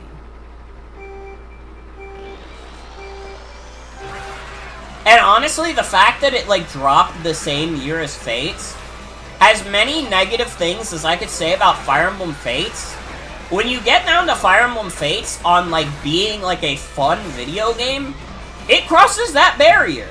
Fire Emblem Fates, like, okay, I don't love Birthright and Revelations. I think they're kind of boring. I think they don't get some of the things about the strategy right. I don't think it's as fun to unit build in those games as a result.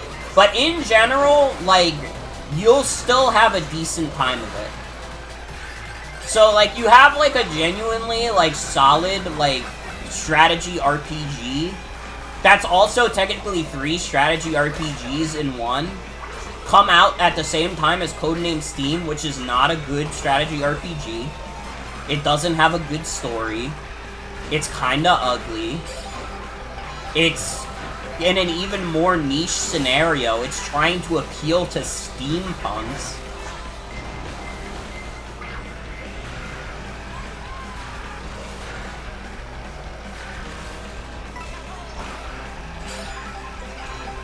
Does the music even slap? It kinda does. I'll give Codename Steam one thing. It has some pretty good songs in it. Would I bump them in the same way as, like... And that's another thing. It loses to Fates in the music, too. Because Fire Emblem Fates has probably the best soundtrack of all the Fire Emblem games. Imagine being a strategy RPG coming out the same year as Fire Emblem Fates, and Fire Emblem Fates is mogging you in every single possible way. Fire Emblem Fates is literally a better game than you in literally every single way. You cannot pet the lion from Wizard of Oz. There was no face petting. But I mean, the US version of Fates didn't have it either, so I guess we're even.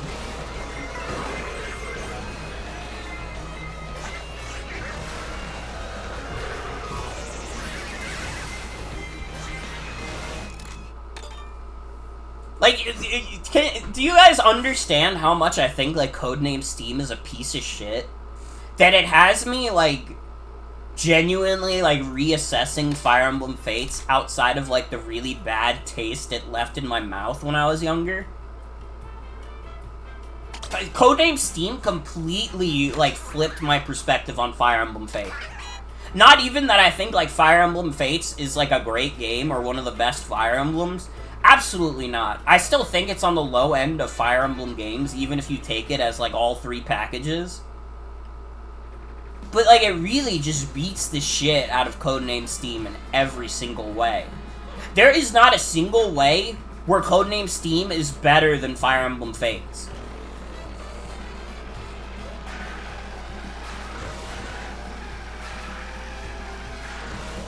I mean, unless you're a steampunk. If you're a steampunk, Codename Steam is probably better for that.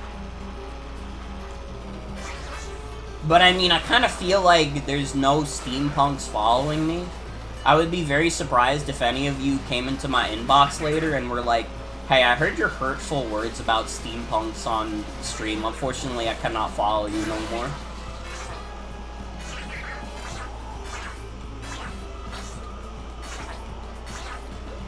But I mean, people aren't sending me asks like that on Straw Page. They're sending me asks like, what if Sonic Frontiers was a girl who was fat?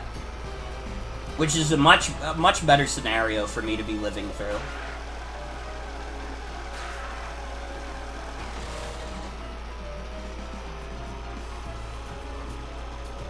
Yeah, I mean, listen, I'm not like a steampunk at all. I don't know if there's a way you could make steampunk appeal to me specifically. But it's like, like Codename Steam does it, it's just kind of ugly. It's just like an ugly video game.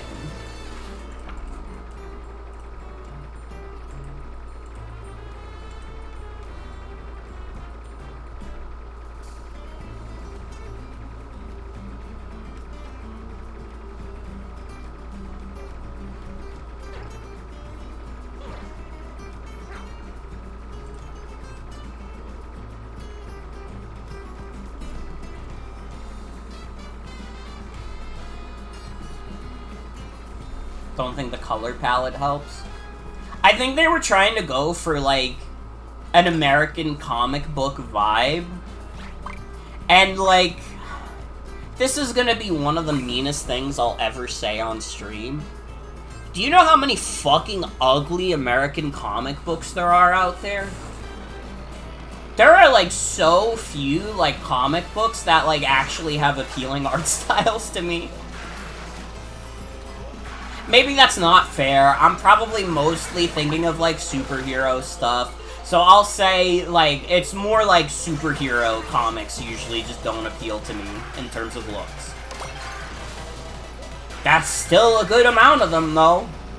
And Codename Steam looks like an ugly comic book.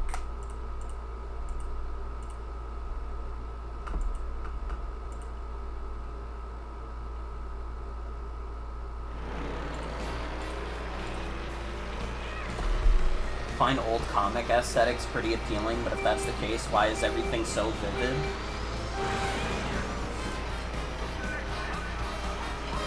Probably because the game's not very good.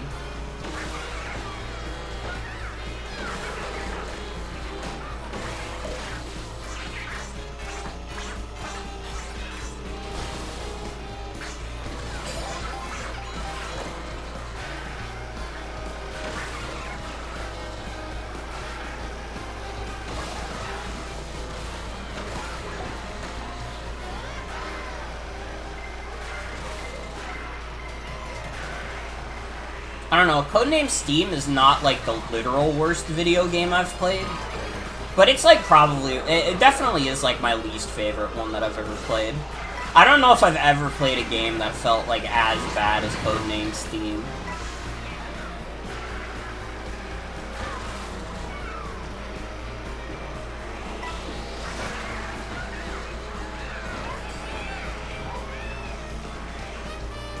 Like, there's just literally nothing about Codename Steam that, like, is appealing to me at all.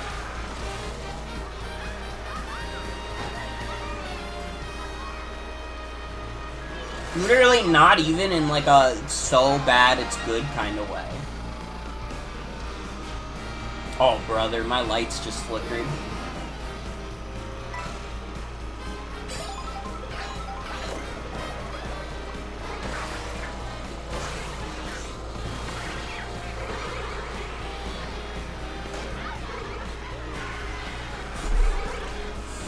I feel like the light in my room got, like, dimmer after that.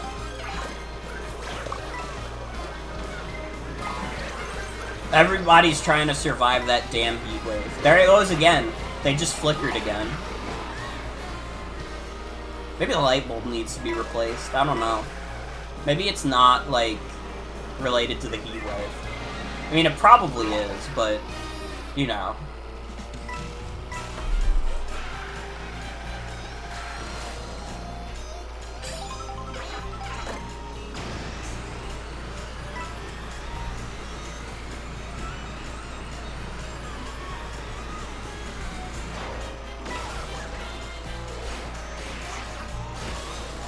What are some other good straw page asks I got?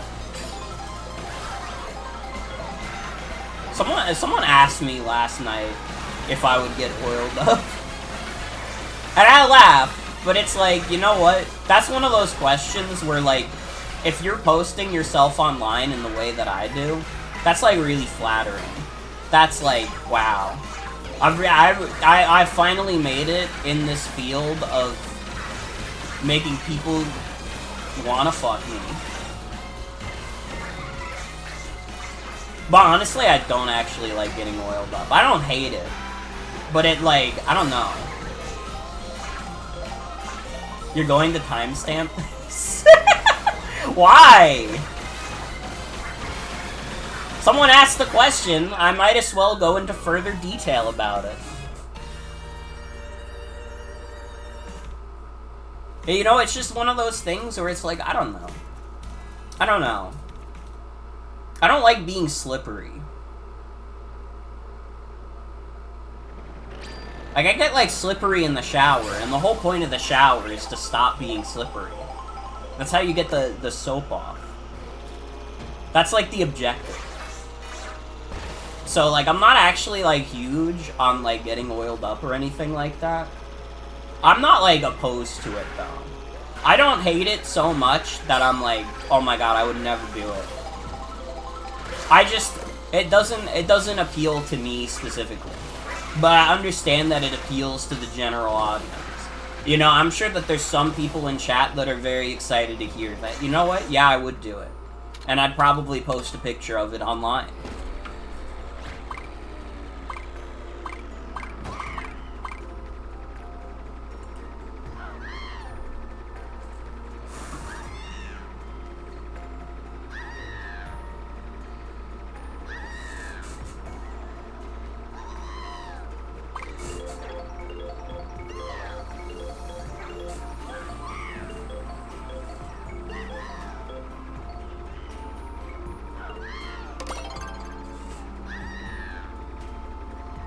Dude, can I be a little gross for a second? What the fuck is going on with Mario Kart right now? Only oil you're bathing is that crude stuff. Hashtag barren mindset. Barren mindset is crazy.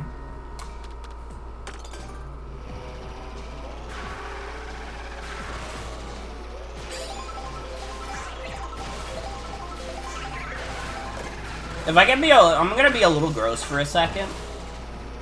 Like, earlier today, when I was, like, swimming in my pool, which, by the way, I wish was more refreshing than it was. It wasn't bad, but it was also, like, it was 90 degrees in the pool. So it wasn't like I was really cooling off that much. I was just getting less hot.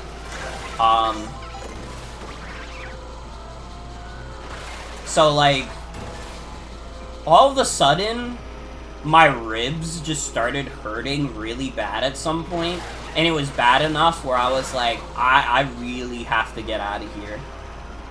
I gotta, like, sit down. My sides hurt. And, like, my older sister was like, you might have, like, a lot of gas built up. That might be, like, what your problem is. And I was like, that's ridiculous. That doesn't make any sense. That's literally like, no, I must have pulled a muscle or something. But you know what? I took a fucking dump later, and after I took that dump, my sides don't hurt anymore. And it makes me really mad. Science is fucking stupid. The human body is fucking stupid. There's no reason that my fucking ribcage should start hurting because I have to take a shit. That's insane. The human body is fucking disgusting and evil. You're also going to timestamp this? You hate my ass. You hate my ass, and I don't understand it.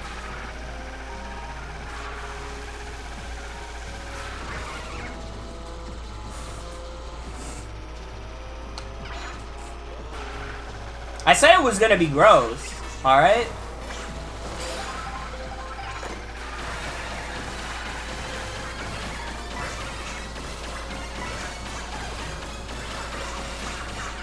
I don't know, it's the same thing with, like, indigestion, like, making my, like, back hurt. That's, like, honestly, like, I'm pretty good about my back not hurting most of the time, except when I have indigestion. And it pisses me off. Because it's like, dude, this shit is affecting my stomach. Why the fuck can I feel it in my back? It's stupid. The human body is fucking stupid.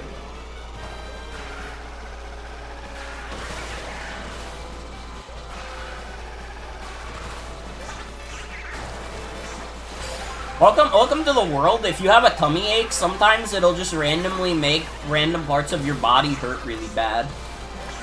That are not your tummy. Why? Who the fuck, okay? Which one of them in heaven, when God was creating the design of the human being, was like, oh, well, if someone gets a tummy ache, they should also be hurting in other places. Are you crazy? What's wrong with you? That wasn't in God's plan, alright? I refuse to believe that that's part of the God's plan. Ribcage poop thing is the most confusing. It is! But it's like, I can't say that my sister was wrong, though, because they literally weren't. They were right. When I took a poop, my fucking ribcage stopped hurting.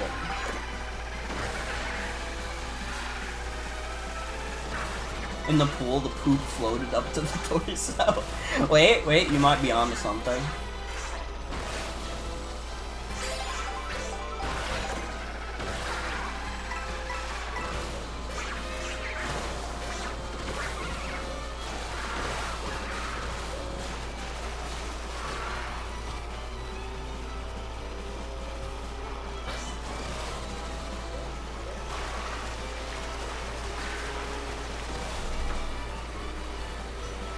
I don't know, I think it's good for me to go through more of my straw page asks. Because, like, I'm sure, like, people are, like, okay with how I answered them on, like, my Blue Sky. But I like being able to elaborate on this kind of thing more.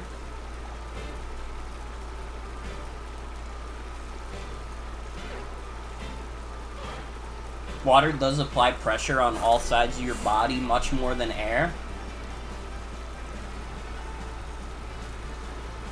Maybe so.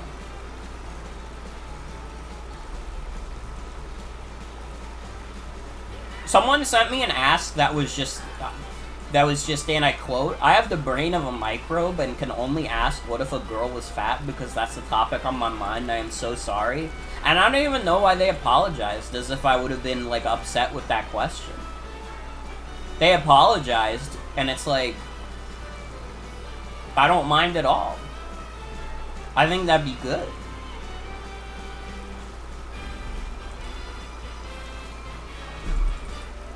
You got fans on the microbiological level? I have fans smaller than you could even imagine.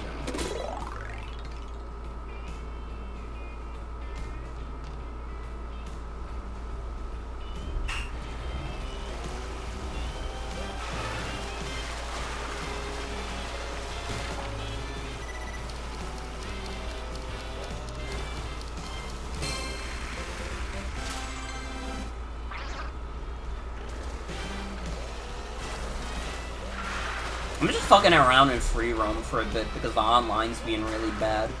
I think it might have something to do with my lights flickering. Yeah, this remix is really good.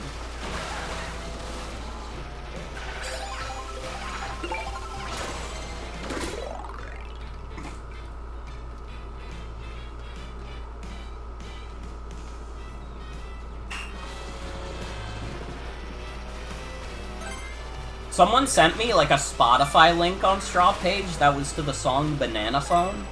And I didn't even know you could do, like, Spotify links on Straw Page like that.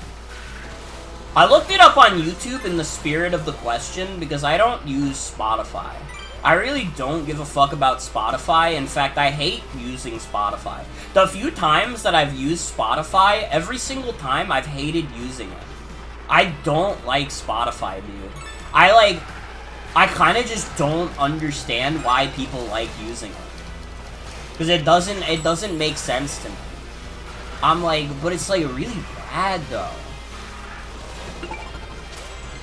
I would just literally rather use any other music app than Spotify.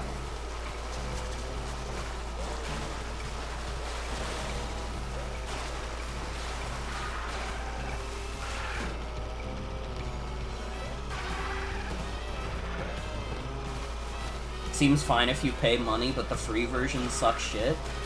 That's the thing, but it's like, why would I pay for the paid version if I don't like the free version?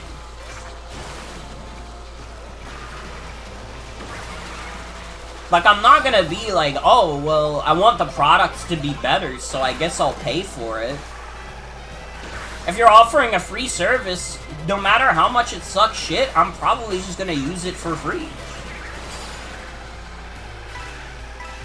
Like, I don't know, like, I have a fucking YouTube Premium subscription, which some people would say is worse than having a Spotify Premium subscription, but it's like, dude, I use YouTube, like, all the time. I like YouTube.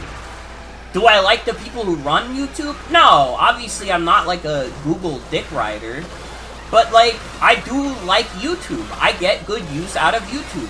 So if I pay a little extra and it means I don't have to like watch like shitty like military ads, yeah, I'll fucking do it.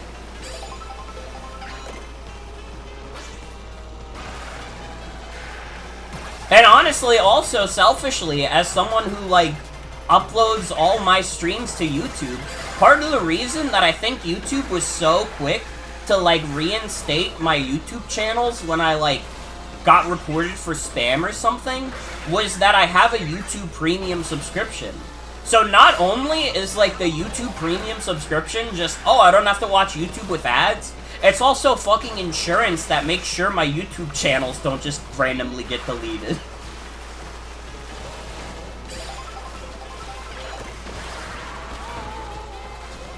And you know, that value proposition, I have to admit, that's enticing as fuck. I like that. I'll take it.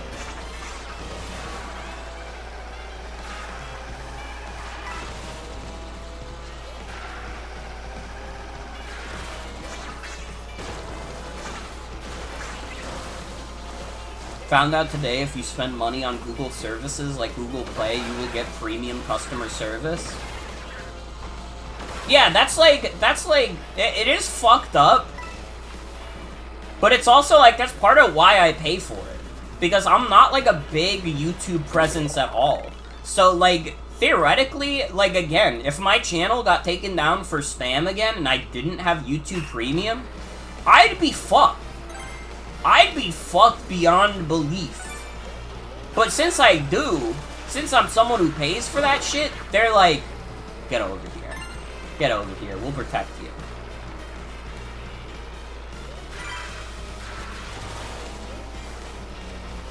And I'm not saying that's the way things should be. But I mean, if they wanted to give me a compelling reason to pay for like YouTube Premium, that's, like, honestly even more compelling than just no ads. Because theoretically, if I just want a YouTube experience with no ads, I'll just watch YouTube on my computer. Will I get the ad-free experience on, like, my TV? No, but, you know, it is what it is. Can I play as B? Sure, I'll play as the B.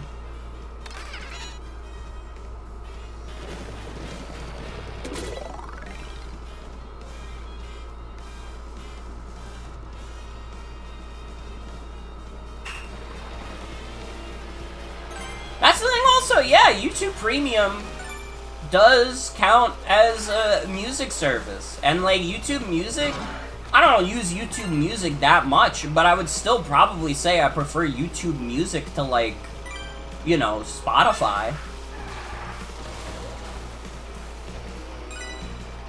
I just hate Spotify, dude. Fuck Spotify. I think Spotify is one of the shittiest services that people actively use.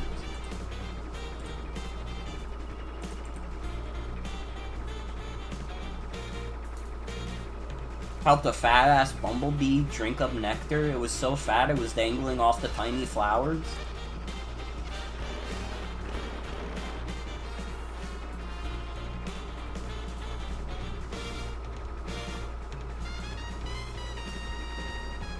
Don't need Spotify, I got Mario Kart World. Kinda real. Kinda real. Honestly.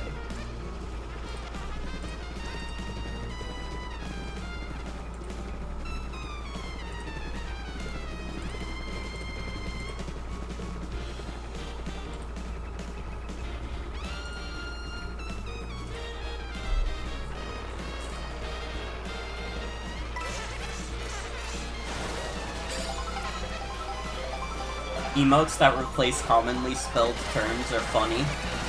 The Mario emote is really good. I just kind of, like, I asked, like, people in, like, a private server I have to just, like, give me emote suggestions. And I accidentally already filled up all the BetterTwitch.tv emote slots. Which means if I want to add more, I will have to delete some of them. But I don't feel compelled to at the moment. I'll let them stay. But if anybody wants me to add emotes to Twitch, you're gonna have to do it through 7TV.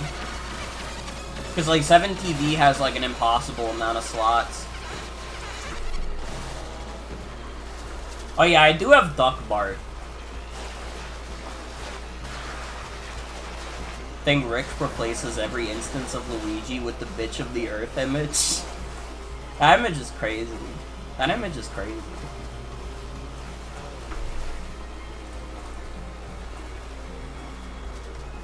Someone asked on my straw page my thoughts on Ragatha from the Amazing Digital Circus. And I have to be honest with everyone. First of all, I had to look up the character because I didn't know who Ragatha was. And second of all, I kind of just don't feel compelled to watch the Amazing Digital Circus. It just doesn't look like it's my kind of thing. You're still thinking of her?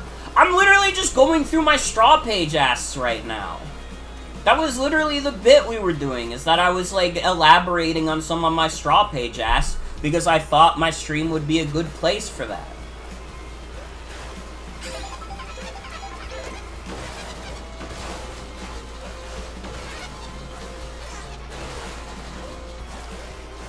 Meanwhile, you're the one who's sending me shit on Discord that's, like, the one post Ryan made that's, like, me comforting Ragatha after, like, Pomni flirts with, like, some other guy. And it's, like, the image of, like, I think it's Vegeta holding, like, a Bulma's ass. Or maybe it's a different character, I don't remember. But either way, listen, that's much more thinking about her than I ever have. You'll understand one day? No, I won't, because I don't want to watch the Amazing Digital Circus. Like, I think it's fine if people like Amazing Digital Circus. It's just not for me. I don't know. I, like, look at it, and it's like, here's the thing. Here's the thing. I'm always gonna, like, not want to watch it for, like, the petty reason of... It is, like, a show, like... under the company brand of Super Mario Glitchy 4. Like, you're gonna make me watch a show that's, like, funded by Super Mario Glitchy 4? That's like if I watched a show, like, fucking, like, sponsored by Super Mario Logan. Like, what are we doing here? And it's like, I'm not gonna tell other people to not watch it, because if they genuinely enjoy it, you know, that's good for them. I'm glad they have, like a little internet show, like indie animation that's, like, really cool to them. It's just not for me. When I see the rabbit in, like, the maid outfit, I don't feel anything. In fact, I kind of feel like people are getting baited. But, I mean, that's just the haterism talking, I guess. Fuck. Dude, I think this bee is, like, not fast enough for this challenge. We need a fast character. If I can remember how to look at character stats. Dude, can I only look at their stats when they're in the vehicle? Oh, brother. Speed characters are usually heavier, right?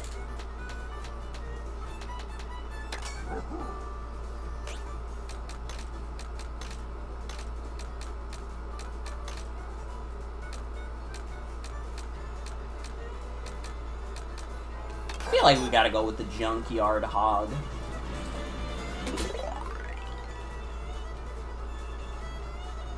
Can you face my disgusting hog challenge?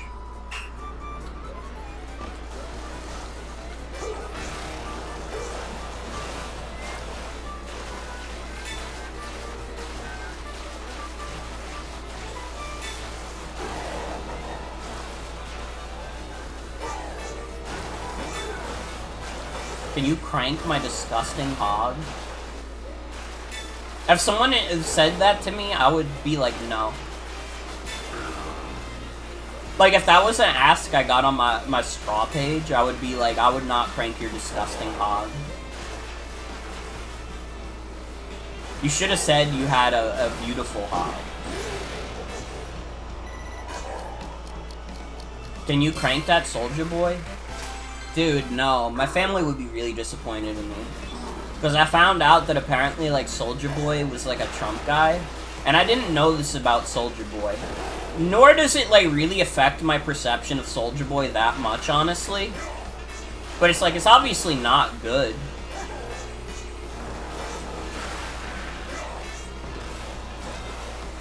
But it's like, I kind of always had, like, a little bit of an impression of Soulja Boy as, like, a dumb guy.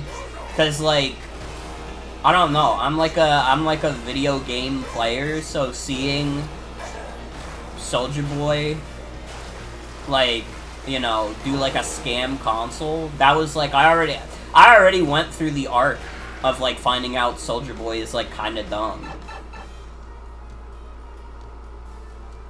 Like, I've already experienced this. You know, as they said on Squid Game, I've played these games before. It's like finding out that Rat Boy Genius was anti-vax. I never, like, watched Rat Boy Genius, so I didn't feel anything when it was found out that Rat Boy Genius was anti-vax. Sorry guys, I was just a fan of him selling Nintendo games illegally. I didn't know he was a Republican. See, like, the thing is, I don't even care if he was, like, selling video games illegally. That's, like, kind of whatever to me, but it's the fact that, like, his product was literally, it was just him upcharging for another bootleg console that already exists. That's the part that, like, got me. Is that he was just reselling, like, a bootleg console that already exists. The Soulja Boy, like, game console was not real. It was just a repackaged bootleg console that already existed that he was selling at a premium.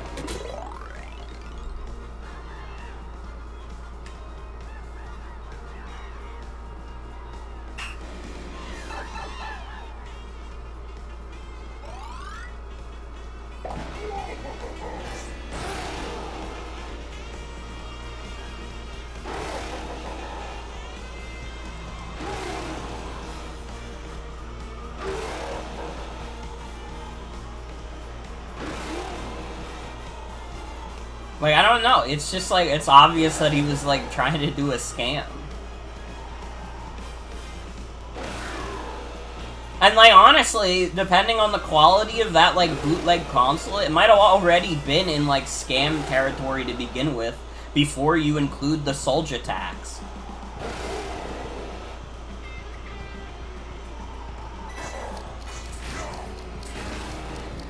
No! Fuck. That was such a good run, too. Remember to rewind? Oh, fuck, I forgot there's a rewind in this game, because it doesn't work online.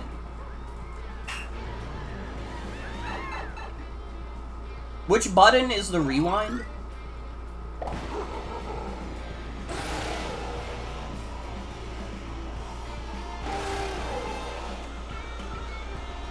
D-pad down? Got it. Got it.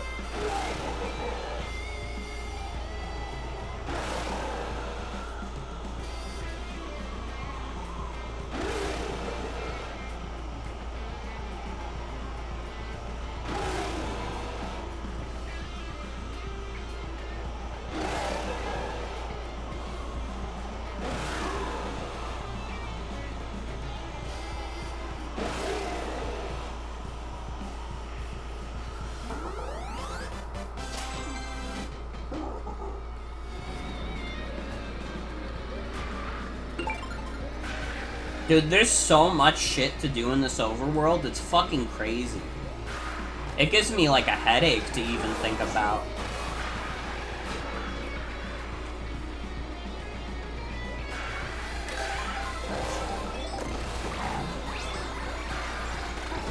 Welcome to Bowser Cake form.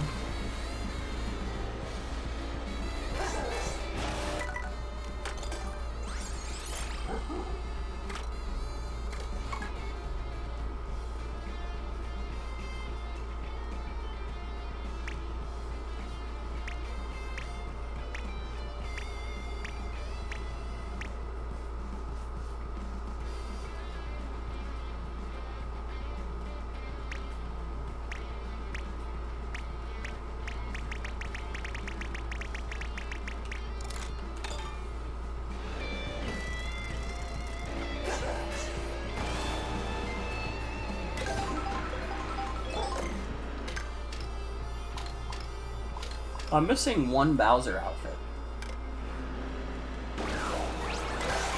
This is Bowser Donut for me. This is Bowser Donut for me.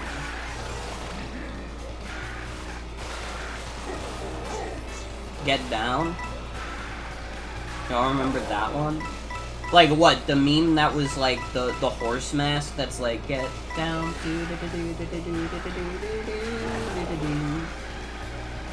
Like that one? Because I mean, based on how I sang it, probably, yeah. I would say so.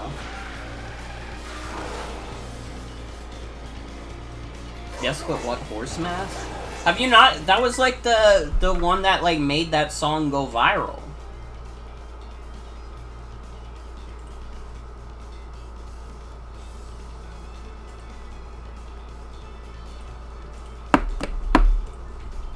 Hold on. I'm not gonna play it with the audio, but have you guys really not? Have you really not seen the one with the horse mask?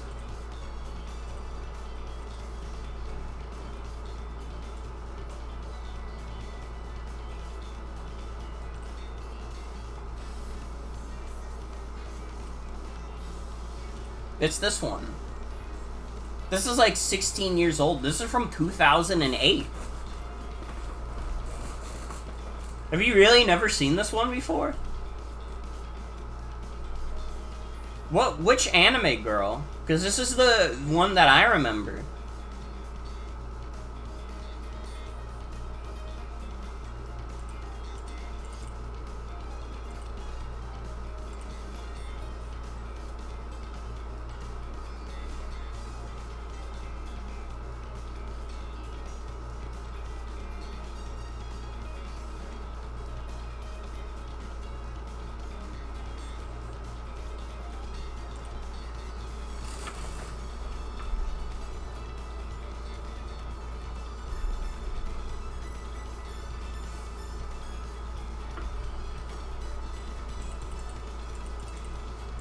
Well, apparently not, because the Know Your Meme page is literally saying it originates from a glitch in GoldenEye. So that's not even true. It doesn't even come from the anime girl. It comes from GoldenEye.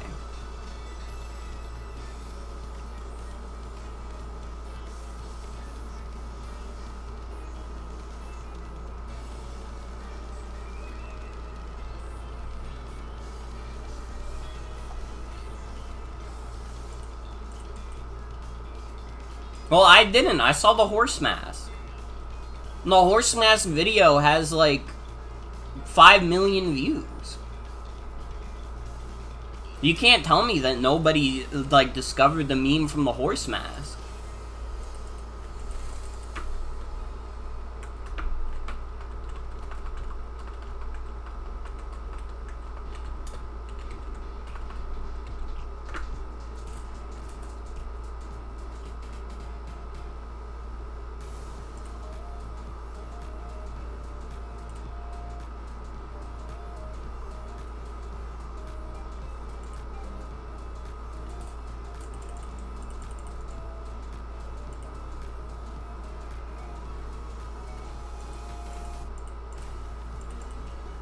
It is kind of like Gmod humor.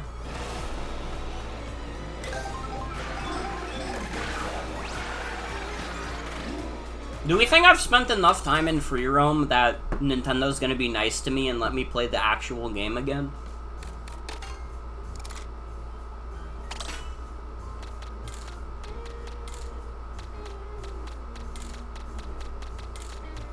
I'm gonna play a Shy Guy.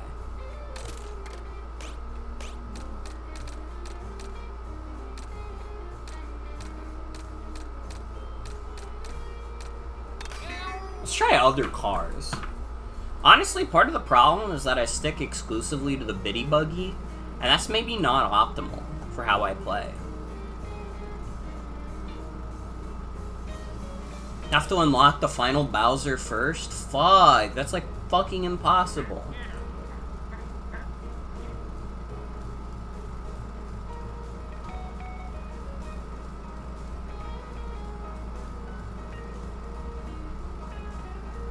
Looking at my straw page again, some of these are like I kind of already, like, answered them in the most efficient way that I could. Like, someone asking who is, like, my main in, like, Super Smash Brothers or, like, my top 5 dinners. I don't really feel like there's any way I could, like, elaborate on that much more.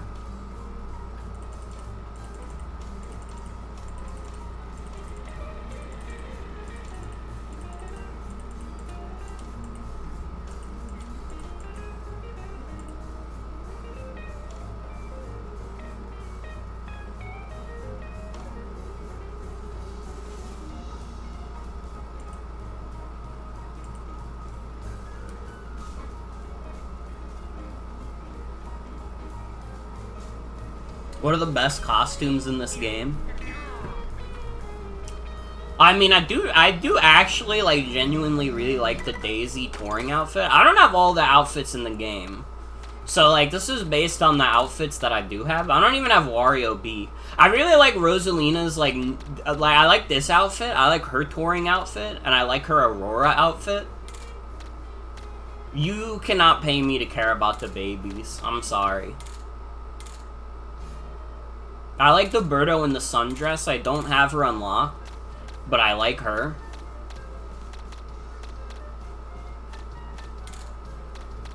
I like that this is just Captain Toad. I like Captain Toad. I think it's good. I shit-talked its DLC earlier, but... Dude, I kind of like Bowser Jr. as the Boy Scout. That's, like, funny. That's charming. I like that this is just Boshi. They got fucking Boshi the Rock in this game.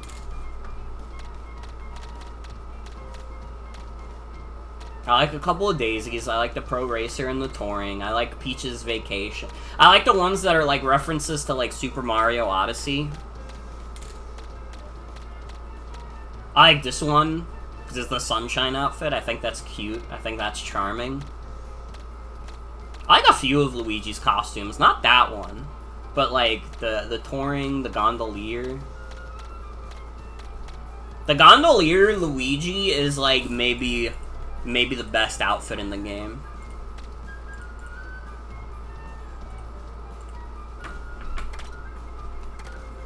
Never forget that these streams are just like always AMAs because I will answer literally any question, and as like time goes on, there are like less and less questions that are off the table. There's very few questions that I won't answer on stream, honestly. These got some pretty good outfits. I think the bee is funny. And I mean, the pirate one obviously rules. We like pirates around here.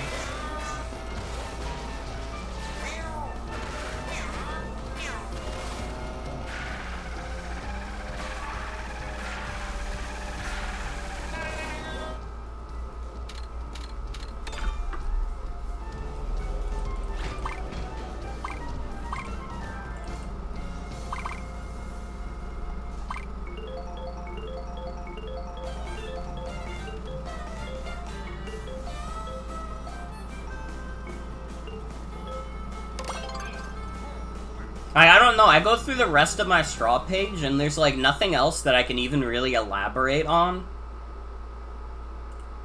I mean, there's some flattering comments. There was someone who really enjoyed my, like, button pop video, and I thought that would be too niche. I thought that would be too underground. I didn't think people would like that one, but it seems like people did, which I'm grateful for, because I'm fucked up in the head. Bitch. And I'm playing a Shy Guy in Mario Kart.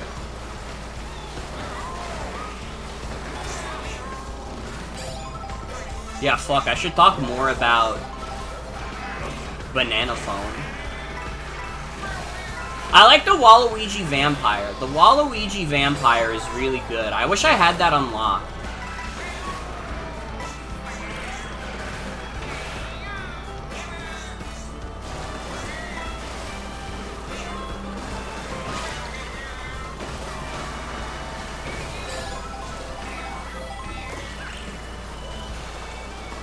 You can tell me where to get it if you want. Yeah, fuck it, why not? We could try to get that between games.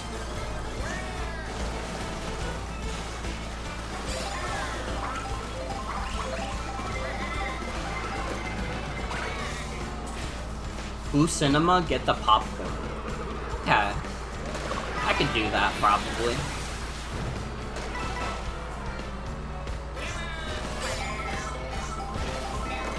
Somewhere else you can get popcorn, but you don't remember where? Hey, fair enough. This game's big. It's hard to remember everything.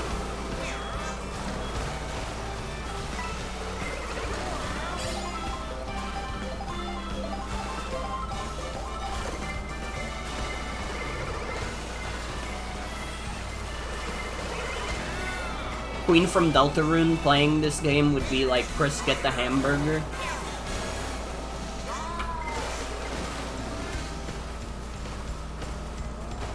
And then you would get the hamburger power up, and she would be saying protein.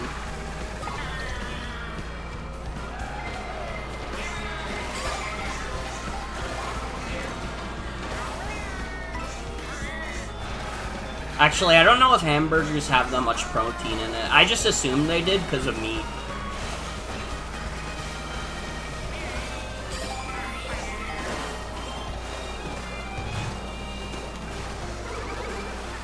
Getting the Happy Meal at Nintendo's.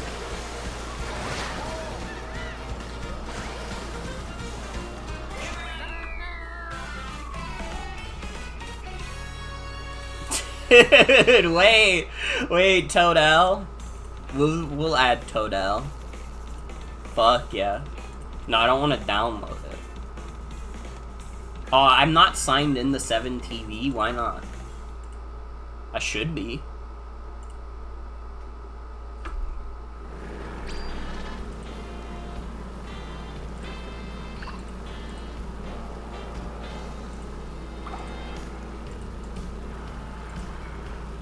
Shy Guy's spin is so good. Shy Guy is like the best Mario character ever. Look at him! He's having so much fun. I missed playing as this guy. What can I say? Now that I'm like not dedicating myself to only the Biddy Buggy, I'm like, wait, Shy Guy's the best guy they ever added to the game. He's such a sweet, charming little individual. If you hate Shy Guy, I literally don't want you to watch my fucking stream anymore. In fact, I literally want you to unfollow me everywhere, because if I see your fucking face around here again, I'm gonna go, like, fucking gorilla mode. Like, I don't want to ever hear Shy Guy hate in my fucking life, because it will actually make me more mad than anything I've ever heard. Listen, I know he's done some fucked up stuff. Alright, he has the Bazaar. I get it. That's still my goat, though. Like that one of his trick animations looks like he's diving like a dolphin. It's so awesome. He's such an awesome guy. Dude, wait, we're spawning right at Boo Cinema. This is gonna be, like, easy peasy. Someone, like, yell at me after this race to change my character to Waluigi, because I might forget before the timer runs out. Because it's only, like, a 30-second timer after a race. Boo Cinema is a great stage. It's like, it might be my favorite of the new tracks. And it's like, it's kind of tough competition, because I feel like this game's Rainbow Road is also extremely good.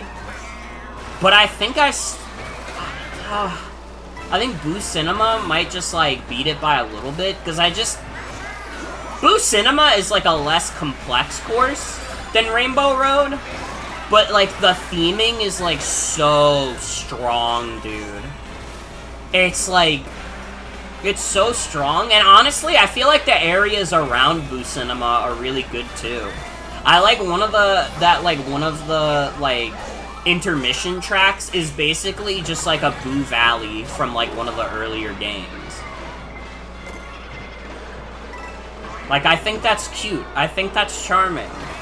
What can I say?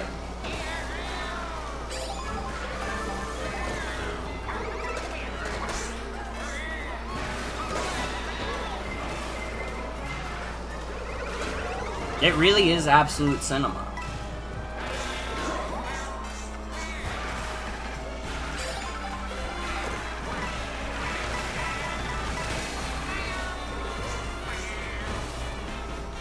Like, I'm already, like... I'm biased towards, like, haunted house type levels. I love that kind of shit. I eat that shit up. Like, Twisted Mansion was one of my favorite courses from 8. Luigi's Mansion was one of my favorite courses in, like, DS and 7. Shockingly, I like Boo Valley and Wii, even though it's, like, a very basic course. I don't know, like, ghost levels are, like, cool as fuck to me. I love that, like, haunted house vibe. And this is, like, a really fun, like, creative take on it. I'm really mad that you had Boo power up.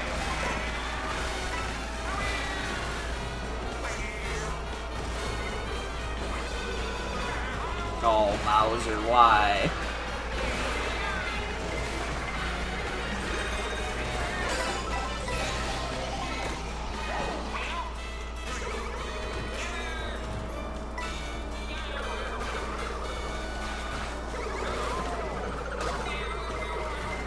Oh no, oh no.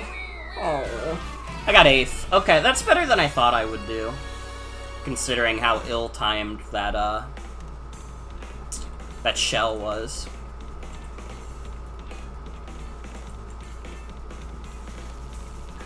The atmosphere of the ghost stages are always the most interesting. That's facts. That's facts.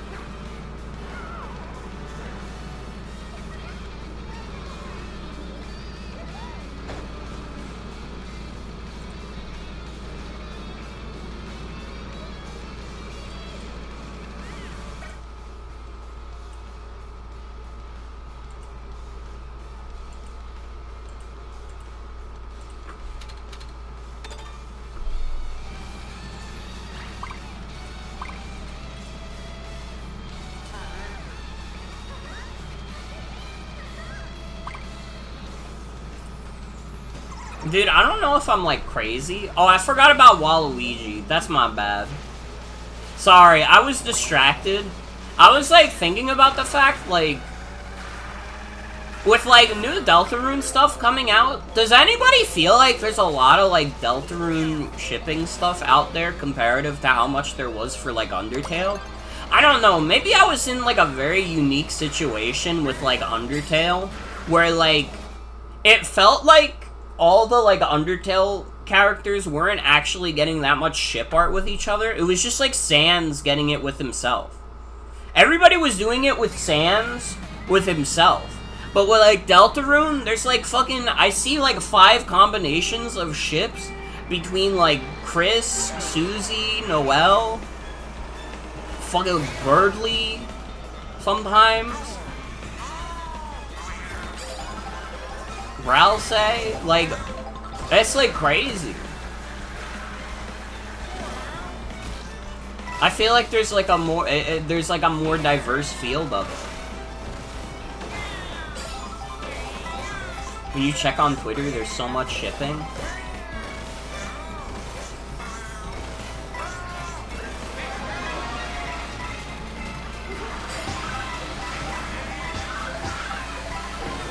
I haven't played much of either game, but it probably helps that in Deltarune you're spending lots more times with a more consistent party.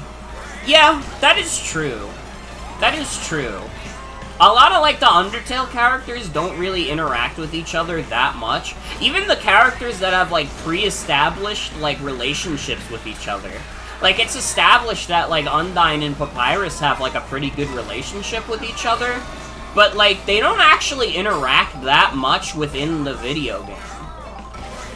Honestly, a lot of the character interactions that you get in Undertale happen at, like, the literal end of the game. Like, right before you're leaving the underground.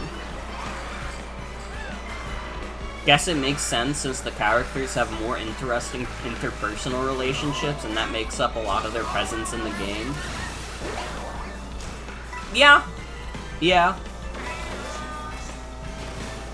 I mean, even Chris is, like, very obviously, like, not, like, a blank slate protagonist.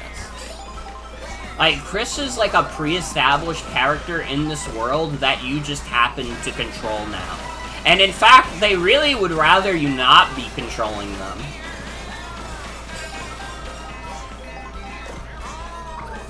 So, like, they kind of have, like, a little bit of the deal where, like, you know, they're, like... I don't know. They're, like, cool. They're cool.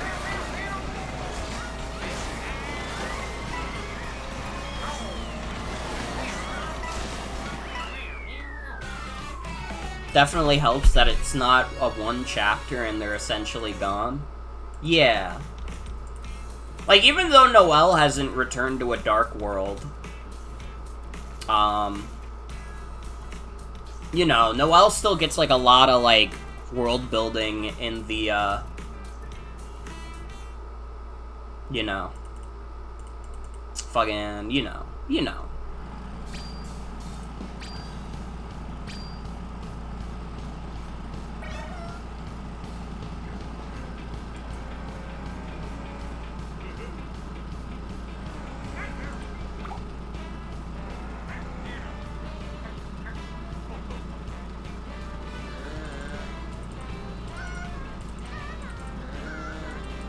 Dude, wait, did Mom Donnie win the mayoral election in New York?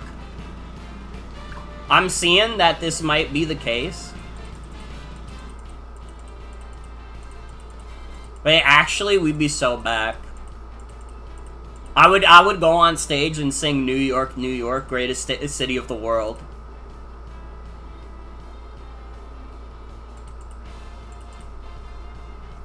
Dude, literally, I'll even just take anybody beating fucking Andrew Cuomo. I don't even give a fuck. I'll take anybody beating Andrew Cuomo. Fuck that guy.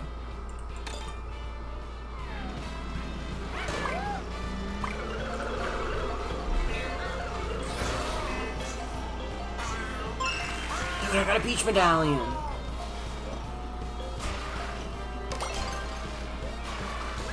If you think about it, Mario Kart World is based on countries. Burnout is Mexico. It does have the Mexico theme. I'm curious what country Sky High Sundae is. Ice Cream World? Ice Cream Country? New York Democrats gotta be the worst kind.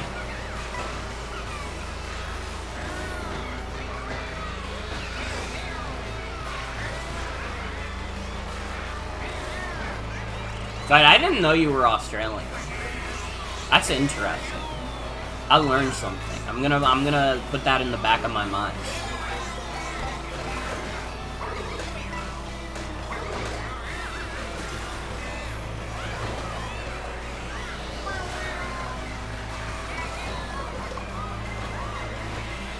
Oh wait, you're American. Wait, you got me confused. You got me confused when you said, that's us, baby. Okay. I'm silly. I'm silly. No, it's okay. It just means I just, like, now I'm allowed to forget the information that you might have been Australian because it's false. So that's less, like, I have to think about it. Because honestly, it is easier to default to everybody is American. Because I'm American, therefore everybody else must be American. Alright, I'll try to keep it in mind. But not too hard.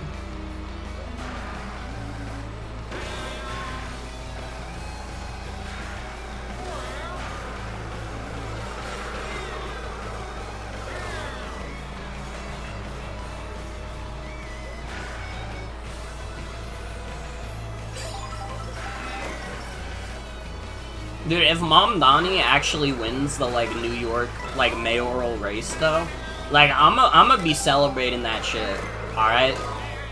Because, like, you know, like, how, you gotta take, like, every, like, victory you can get in the United States. It has not been great politically in the United States for the past, how long has it been since November?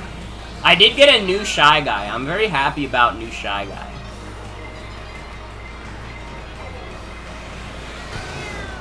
And, you know, on this stream, I'd rather talk about, like, you know, when there's, like, a good political thing that happens in the country, rather than every time there's a bad one.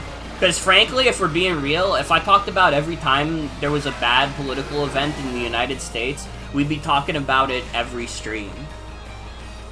And that would get really exhausting for me. It would get really exhausting for you. Nobody would be having fun. And Mario's misery would start to increase.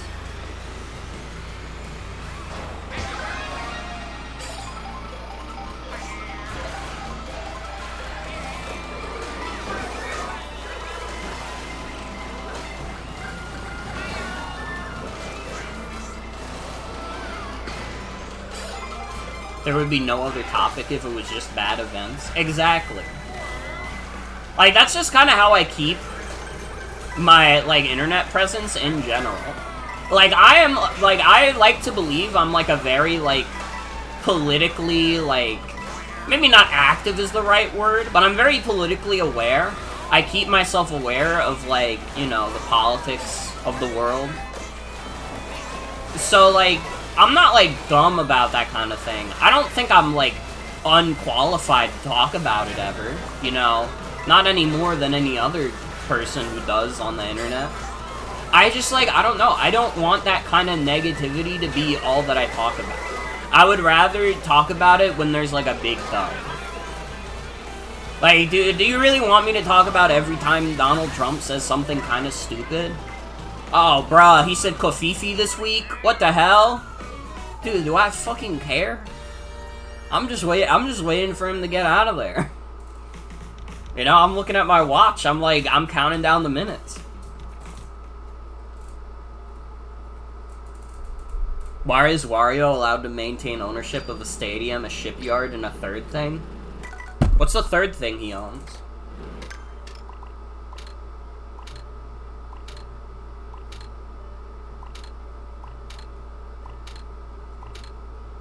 It's like DK Pass. I don't know, I don't think there's a third thing.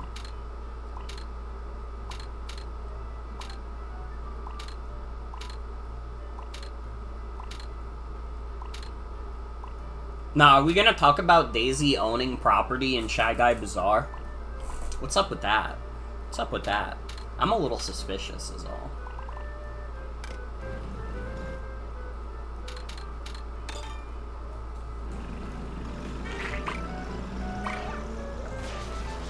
Wario is like a Mario Bro is like fucked up. Can you even call it a shipyard if you've got wrecked ships for entertainment? Well, he's not saying it's a good shipyard. He's just saying it's a shipyard, which is technically, like, kinda correct.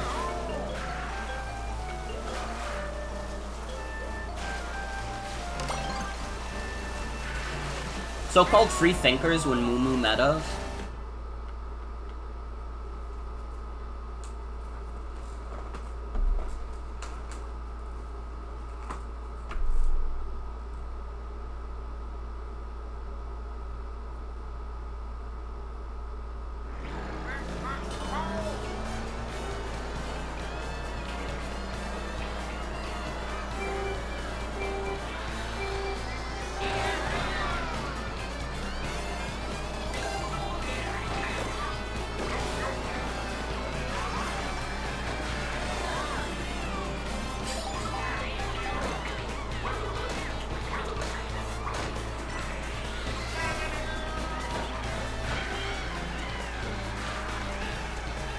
Who runs Moo Moo Meadows anyways? Is this the cows or Monty Mole?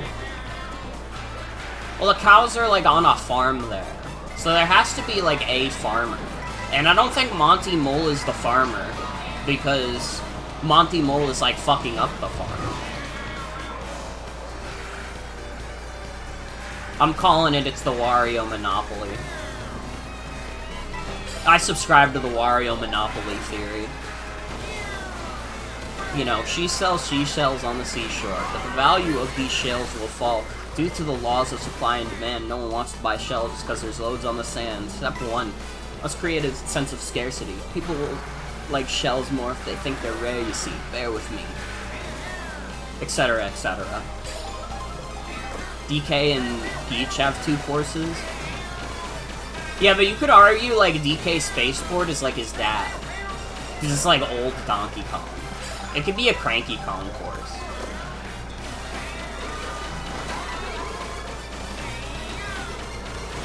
Honestly, what if DK is like a Nepo baby? And, like, Cranky Kong's the one who's actually putting the money into this shit?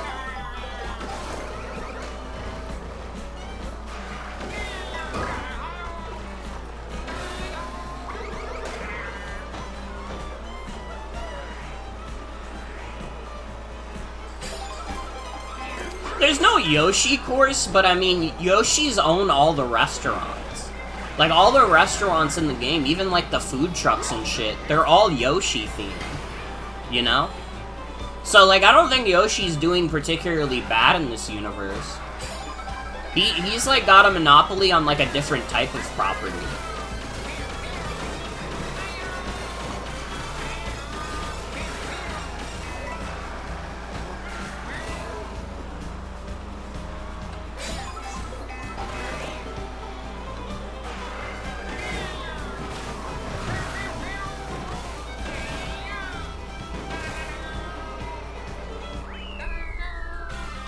Cranky Kong would be a king that lets DK run the jungle?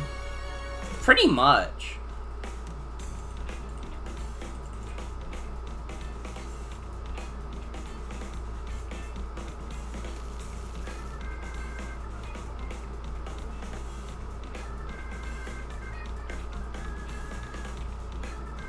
Why does DK own a space station anyways? This spaceport is DK and Elon Musk type? Dude, I didn't want to think it about DK, but you might be onto something.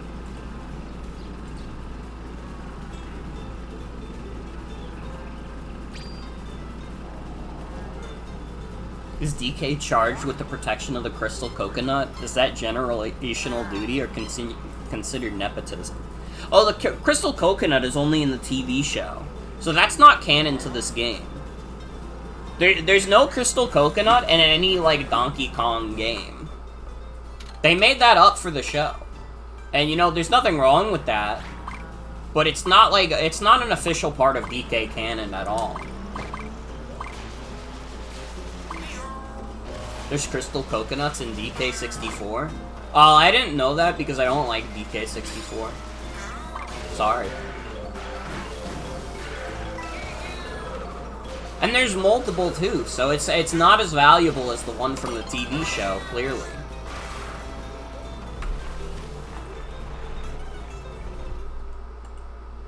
Right, in the Donkey Kong Country cartoon, there's only one. There's only one crystal coconut. And it's like the most powerful thing ever.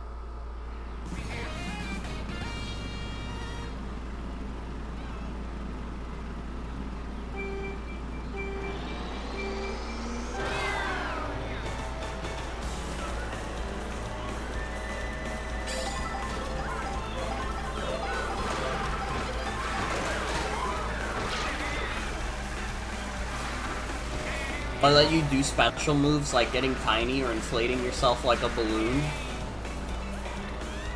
That's not even like a good power though, because in like the Mario universe, you could just eat a balloon to do that. Not the tiny part, that you need a mushroom for. We'll never know what the crystal coconut was actually gonna do because the show got canceled. Honestly, it's kind of crazy that that was something they were considering doing. Because I kind of just got the impression that they stopped doing the show because they, like, ran out of ideas. They were just like, yeah, we're done with this show. Because it seemed like it was decently popular. I mean, it had, like, a whole, like, Japanese dub. Which, like, most, like, Western cartoons, like, don't get.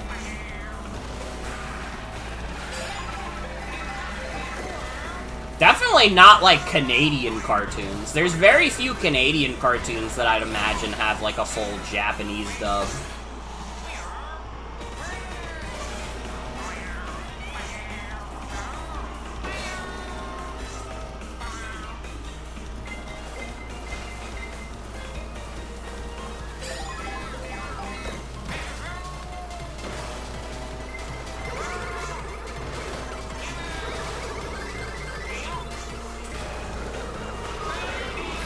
some of the weirdo DK talk show episodes lost? I think they are, yeah. I think some episodes of that show are considered lost media. Because wasn't that, like, only aired in French? Or am I misremembering?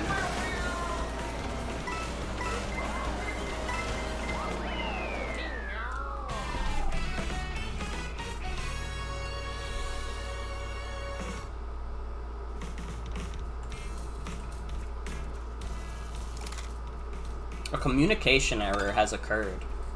This game's online is really cool. I love this game's online so much, it works perfectly. And I got the shopping cart.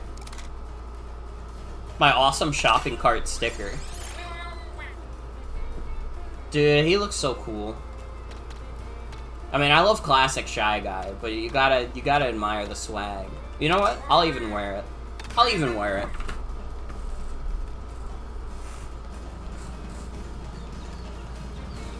He's literally so handsome. Here comes God's most handsomest boy. Silly that there's not more Shy Guy costumes. Literally, though. They hate his ass. They don't appreciate him. Even though he's, like, the best character they got.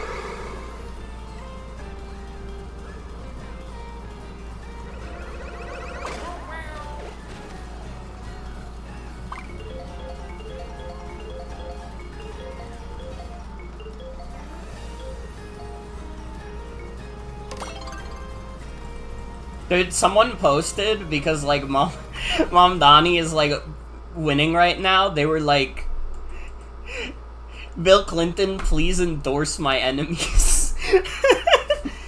Dude, Cuomo was getting so many fucking endorsements, too, and he's still, like, it still looks like he's probably gonna lose. That's fucking crazy. Good. Good. Fuck Cuomo. I'll say it again. As a New Yorker, fuck Cuomo. I'm honestly shocked that he even has a chance in hell at all. Because it's like, we've dealt with this guy for long enough. We don't need him. He's useless.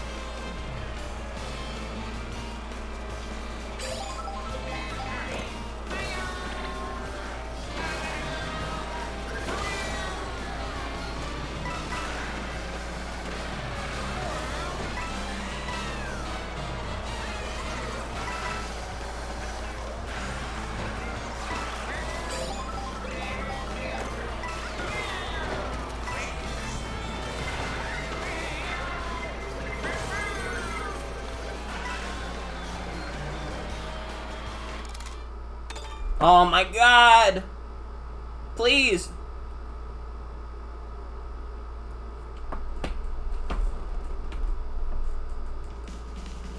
Democratic approval ratings are super down, even among Democrats. I think we're gonna see a lot more upsets next year unless something changes. Yeah, I think that's like the proper assessment to make.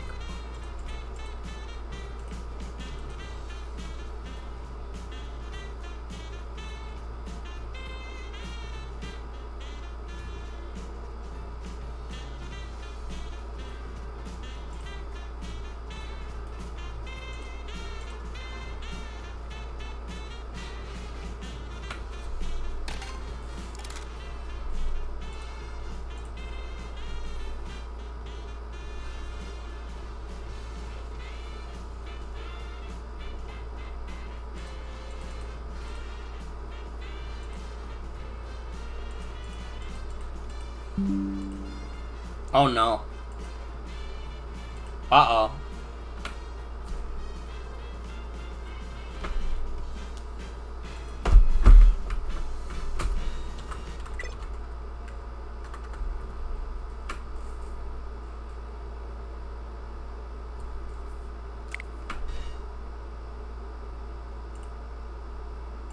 Oh, that's my entire internet down right now.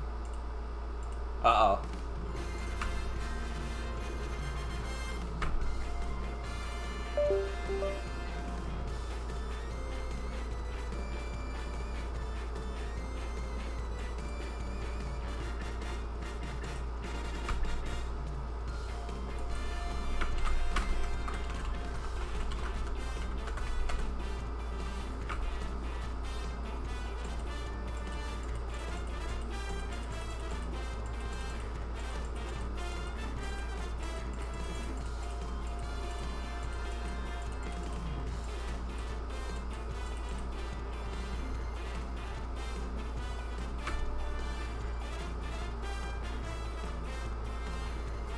just attempting to reconnect.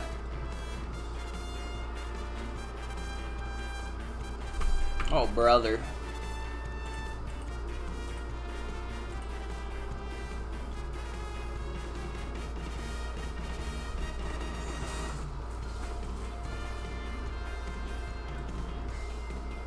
Welcome to the heat wave, everybody. I love the summer.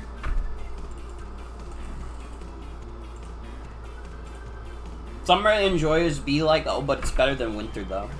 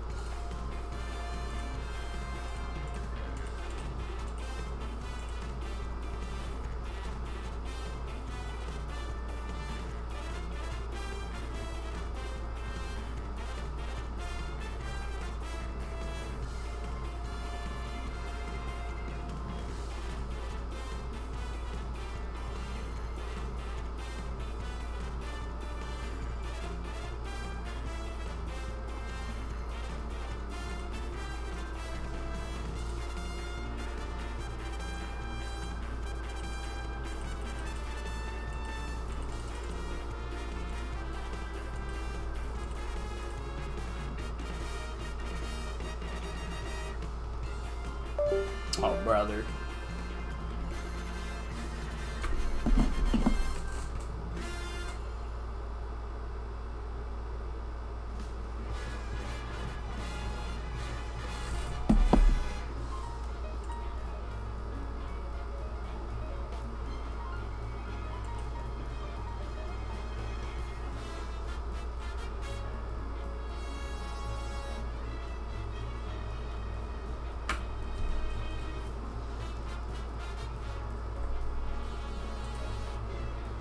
My fucking computer is lying to me. It keeps saying I'm connected to the internet, and, like, I can't get fucking connected to anything.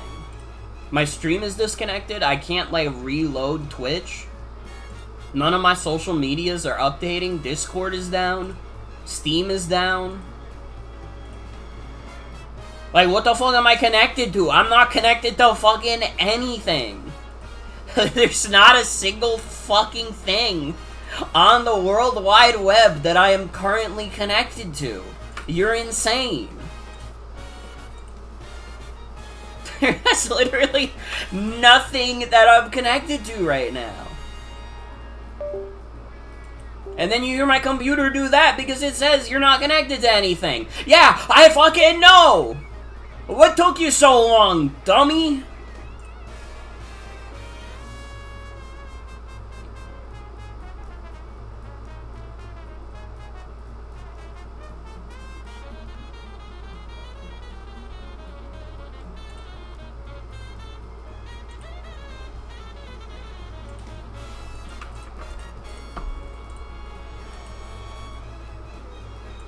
Dude, this is fucking stupid. I fucking hate the heat.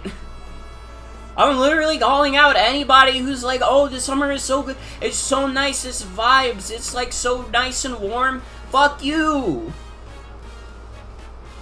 When it's the fucking summer, I'm hot as shit and I'm miserable and I can't fucking stream. This is what fucking happens. It's 100 fucking degrees. You like 100-degree weather? You're crazy!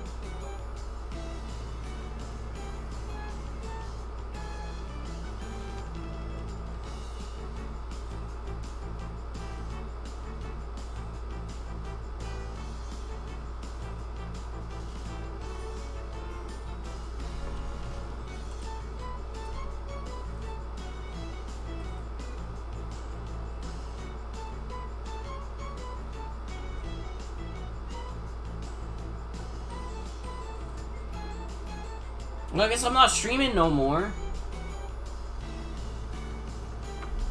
Fuck.